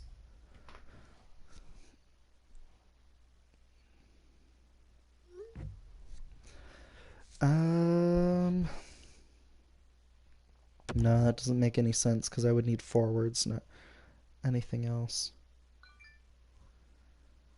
We do. Okay, so we're in a wild card spot at the All-Star break, and we beat Columbus. We'll try some into the deadline. Seems like the team's doing okay. First round pick for Pontus Aberg. That's stupid. A big win over Pittsburgh. Wow, and Pittsburgh's ahead of us too, so that's really good. We're going to need to beat Detroit. Please. Okay, we shut out Detroit. Okay. And we beat Arizona. All right, okay. 5-game win streak here, including the one against Montreal. So first round pick and Jamie Drysdale and another prospect to Boston. They get Danton Heinen and Anders Bjork in division to Ottawa. Wow.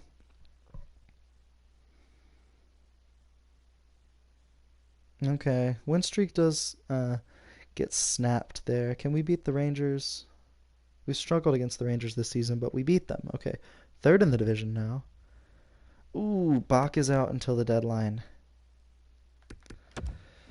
That's not good.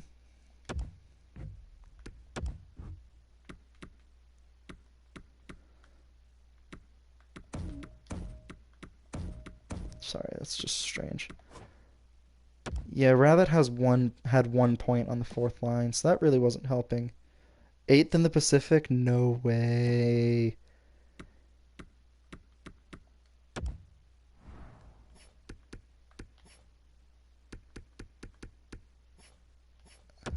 Does that do anything? Okay, it makes it a -1. Or it makes it a -2 as opposed to a -3. Let's try it out. Let's try it out with this third line. Oh, that doesn't do anything because I want there to be a +1 there. So let's try this out. Let's see what happens. Hopefully it'll work. Losing Bach does really hurt the team, though.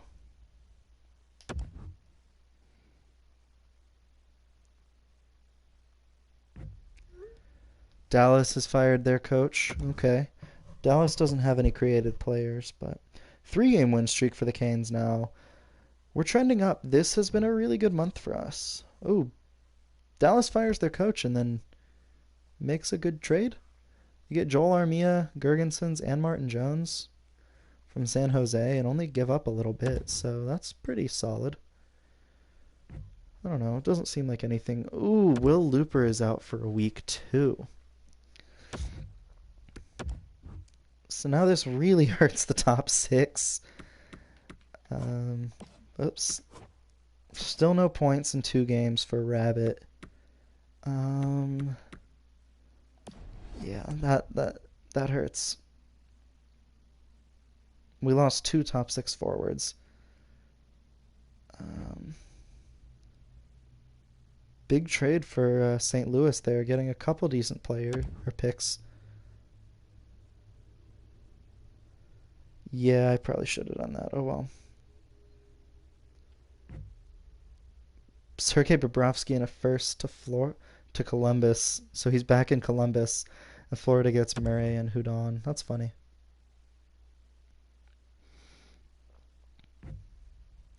Fabry and Del Cole to Colorado. Detroit gets a couple prospects. McTavish might be decent for them. I don't think Yakovlevich will be good. All right, so 2 wins though, despite all these injuries. Looper should be back soon, as should Bach. Oh, Bach's back now. Best lines. Okay, Rabbit's actually, he did well. He had 4 points in a handful of games, so that's good. That's good. That's encouraging. Alright, so Bach coming back will be huge for us. Couple prospects to Dallas, Joel Armia and Lucas Wallmark to Nashville. Former Hurricane Lucas Wallmark and Will's back. Okay, so team's back to normal. We'll go best lines here. That'll fix that. And yeah, it seems like Rabbit's really been coming into his own lately because he just had another goal. So maybe he's just turning it around a little slower. Alright, Canes on a 4-game win streak heading into the deadline, and we're playing Detroit at the deadline.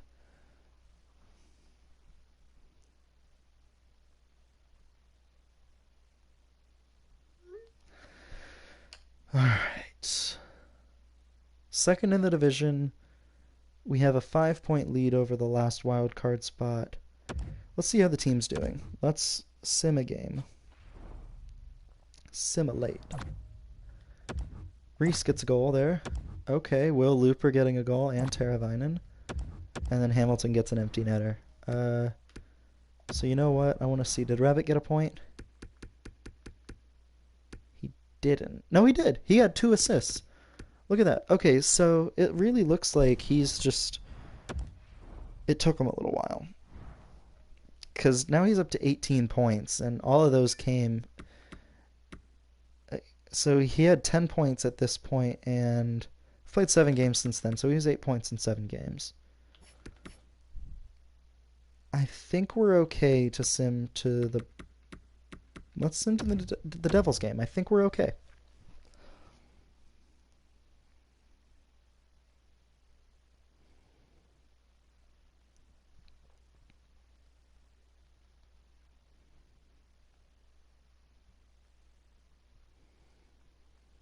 Yeah, it seems like we're okay. We've won a lot of games since then. After the deadline, we've had 4 wins, 5 wins, and 2 losses. Alright, we're going to view the draft class here. Seems like everything's kind of working out, which is good. Again, though, We have a pick that's projected to be in the top 5. So our odds... Okay, he's a medium starter. I'm not too hurt if I don't draft him. We also have a bust in the late 4th round, maybe early 3rd or 5th. Alright, 3-game losing streak here, though. We're in 3rd in the division. We do win against Tampa, and this should be enough to put us in the playoffs, I think. Another win against the Devils. Good, good. The Coyotes are last in their division. There's a win, and we are a playoff team yet again. Overtime losses, man. They're killing us. 7 overtime losses this year. And we won't hit 50 wins. We'll sim the last game of the season just for fun. Arizona, hopefully they'll lose their last game. Stay at the bottom of their division. We are playing the Devils. And we lose. Wow. Teravainen. Okay. Bit of a losing streak to end the season, which is a little bit of a concern. Yeah, we had lost our last 5 heading into the playoffs, which isn't good. Yeah, it's a really strong season, but I was kind of worried. Like, 103 points, a really good season. Aho finished with 82 points in 82 games. And we'll be taking on Pittsburgh in the first round.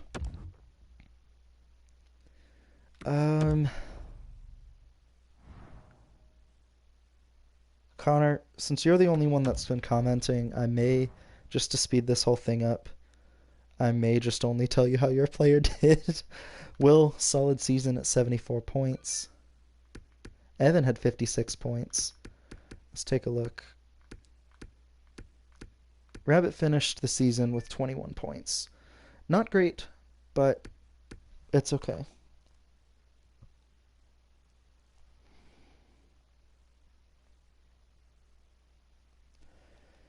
And then goalies. I just got another text. Oh my god. Dan had a really good season. Kurt had a lot of wins, but let in a lot of goals as well. So I'm just going to turn my damn ringer off. That's true, but your player, you don't have a player in this one, so I'm just going to let Connor know what how his player was doing. You're on Calgary, right? Yeah. You had 45 points as a defenseman. Dang. Nice. Calgary was pretty solid, if I remember correctly. That's a career high. Oh, yeah. Easily a career high.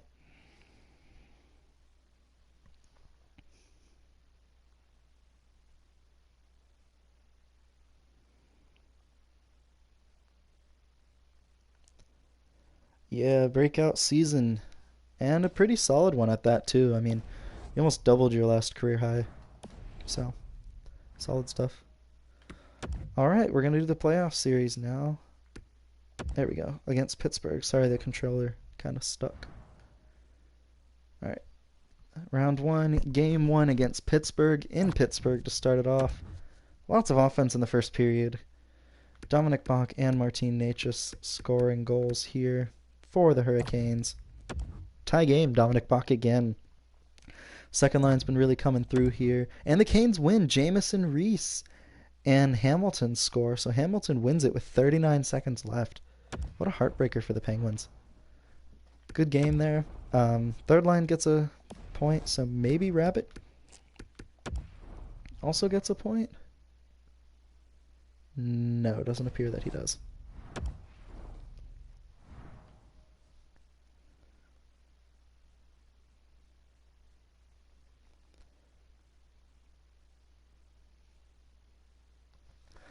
All right. Dominic Bach, 3 points in that game 1. So clearly the reason why we won, or at least one of the big parts as to why we won. And game 2. Justin Barron scoring for the Hurricanes. Dominic Simone scoring for the Penguins. Second period, Evan Stansel getting a goal here. So the third line's coming in clutch again. Eric Holla, former Hurricane, also in real life, scoring for the Penguins. Third period, and Pittsburgh wins. Optimistic Caniac wins the game for Pittsburgh. Series is tied heading into Carolina. I am kind of hoping for at least one overtime game in these playoffs. I do enjoy the play-by-play. Maybe I'll sim more games throughout the season. I don't know. We'll see. First period, Tanev scores for Pittsburgh. Will Looper gets it back for the Carolina Hurricanes, though.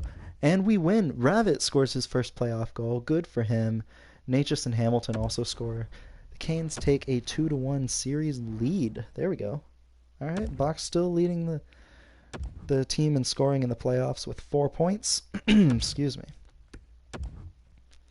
And game 4 now. Hopefully this will work out for the Canes. Again, Pittsburgh scores first with Galchenyuk. Will Looper gets another goal. Simon does score to increase the lead to 2. Looper did cut the lead in half. Hopefully the Canes can get it back in the third. They don't. Optimistic Kaniak again scoring that third goal for the Penguins. It's a tie series. Bach with another point in that game. Obviously going to keep his scoring title for now. Game 5 in Pittsburgh, first period. Canes get a goal. Martin Natchez scoring right inside the right circle there. Tie game. Ravit does score to tie the game for the Hurricanes. Third period now. We lose again. Oh my gosh. Okay. It's not looking like our year, but there is still at least one more game left in this series. The Canes do have a chance to take the lead,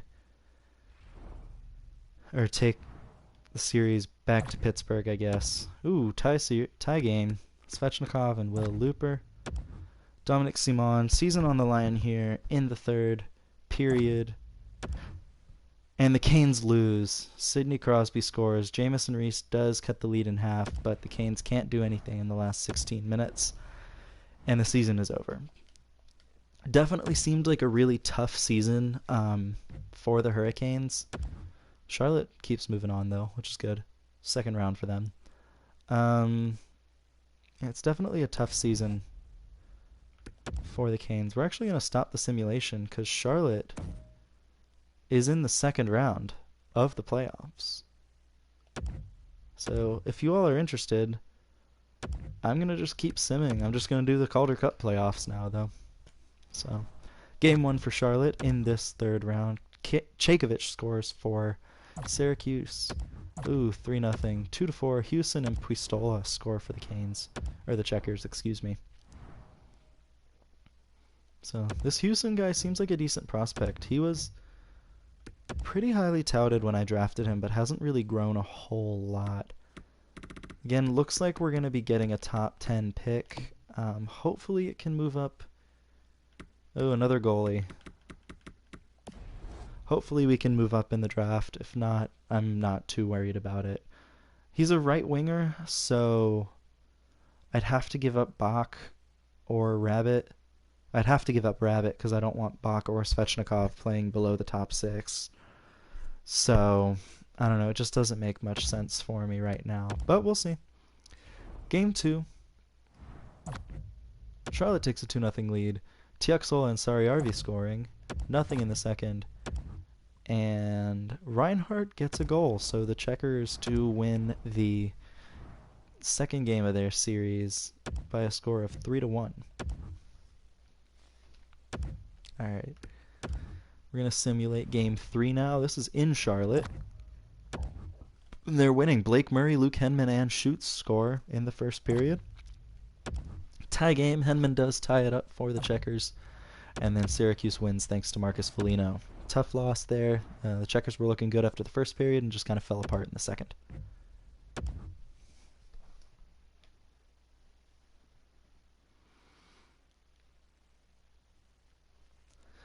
Alright, game 4 in Charlotte. Checkers are looking for a bigger win here. They get goals from Keane and From there. Sariarvi scores, and the Checkers get goals from Gunler and Kaspic afterwards. So 5-1 is your final. Checkers tie up the series. It's looking like they might be facing Texas if they do win the series, which would be crazy, because Texas beat them in the final 2 years ago. First period, nothing doing for either team. Charlotte does get a goal, Chaykovich again, and then they get shut out, actually. So Charlotte facing elimination in the next round. And so the winner of the series goes on to face Texas. So Texas could win its second Calder Cup in 2 years, or in 3 years, which would be insane. Shoots, scores. Charlotte wins. Innis scores for the Checkers and then wins the game for the Checkers, forcing a game 7 against Syracuse in the conference final. Houston still leading the team in points, although he has been a little quieter this series. Goal from Rhett Reinhardt in the first period. Charlotte is up 1-0 over Syracuse. Second period stays the same, and Charlotte wins 1-0 on a first period goal.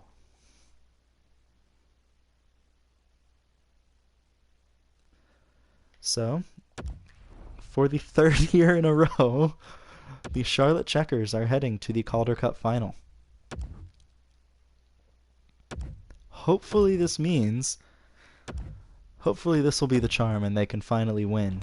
But I don't know, man. More scores in the first period. Take a 1-0 lead for Texas.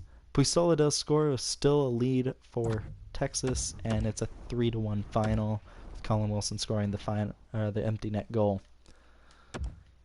No changes in scoring here. Houston did not get a point in that game, so he's now a point per game in the playoffs, which is really solid, but nothing. Texas takes a 2-0 lead. Nothing there, and nothing there. Charlotte gets shut out. This looks to be it for them. Obviously no scoring changes in this one. Heading home. Hopefully Charlotte can get some wins here at home.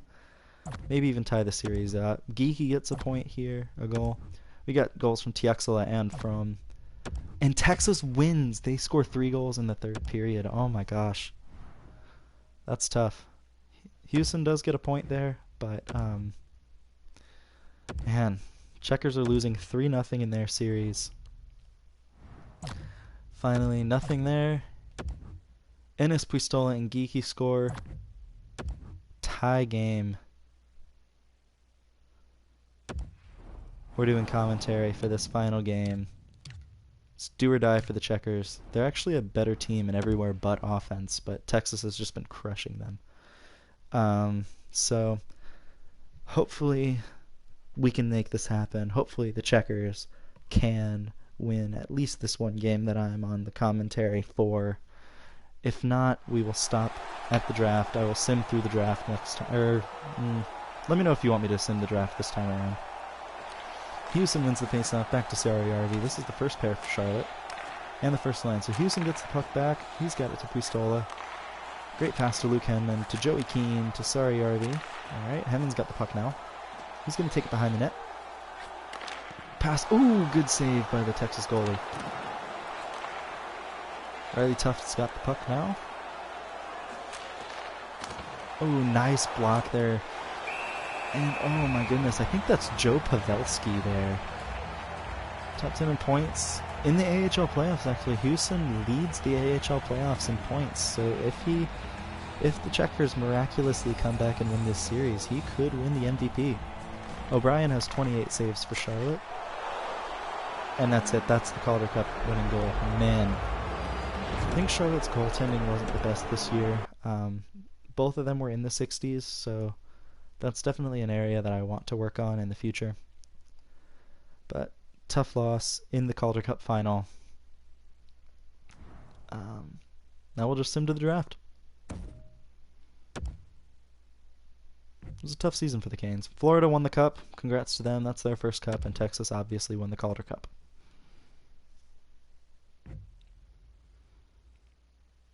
Oh, we moved up to 3rd overall from the Arizona pick, which is still really good. This is rigged. Toronto wins the franchise player. Man, that stinks. We get 3rd overall. That's not too bad. Let's take a look. Who is available at 3rd overall? It's looking like a center is available with a Nick Backstrom comparison. He's the guy that we like the most. Toronto's obviously going to get this guy, Marcel Foucault, the Gretzky comparison. I may honestly trade this pick. Well, maybe not. I don't know. 3 gems, though, one of which is a power forward. Probably won't give these goalies any attention. We'll check the retired players right now. Yeah, right. You did tell me trade to Arizona. Malkin retired. Kopitar, Kessel. Malkin definitely had a Hall of Fame career. Kopitar is also kind of one of those players that's a maybe, but probably not. Looking for any former Canes here. I don't see any. Andre Sekera retired, 267 points. Jamie McGinn, former Checker. That looks to be about it. Goalies, Marc-Andre Fleury called it a career. 500 wins is definitely a Hall of Fame worthy career. And Tuukka Rask as well retired. Crawford, Schneider, and Howard retired, and Neuwirth. So, good for them. All right. That is going to be it for this one. I'm pretty tired. I'm going to... Kopitar gets off. Giordano and Wheeler are now coaches. And I don't need to hire any coaches. Good. Alright, that's going to be it for this stream. We're going to kick off next one, probably with just the start of next season. I'm going to go ahead and sim through the draft and all the boring stuff. I'm not sure if it'll be tomorrow night. If not tomorrow night, it'll probably be Wednesday night. So, until then, I will see you all around. Thank you so much for watching.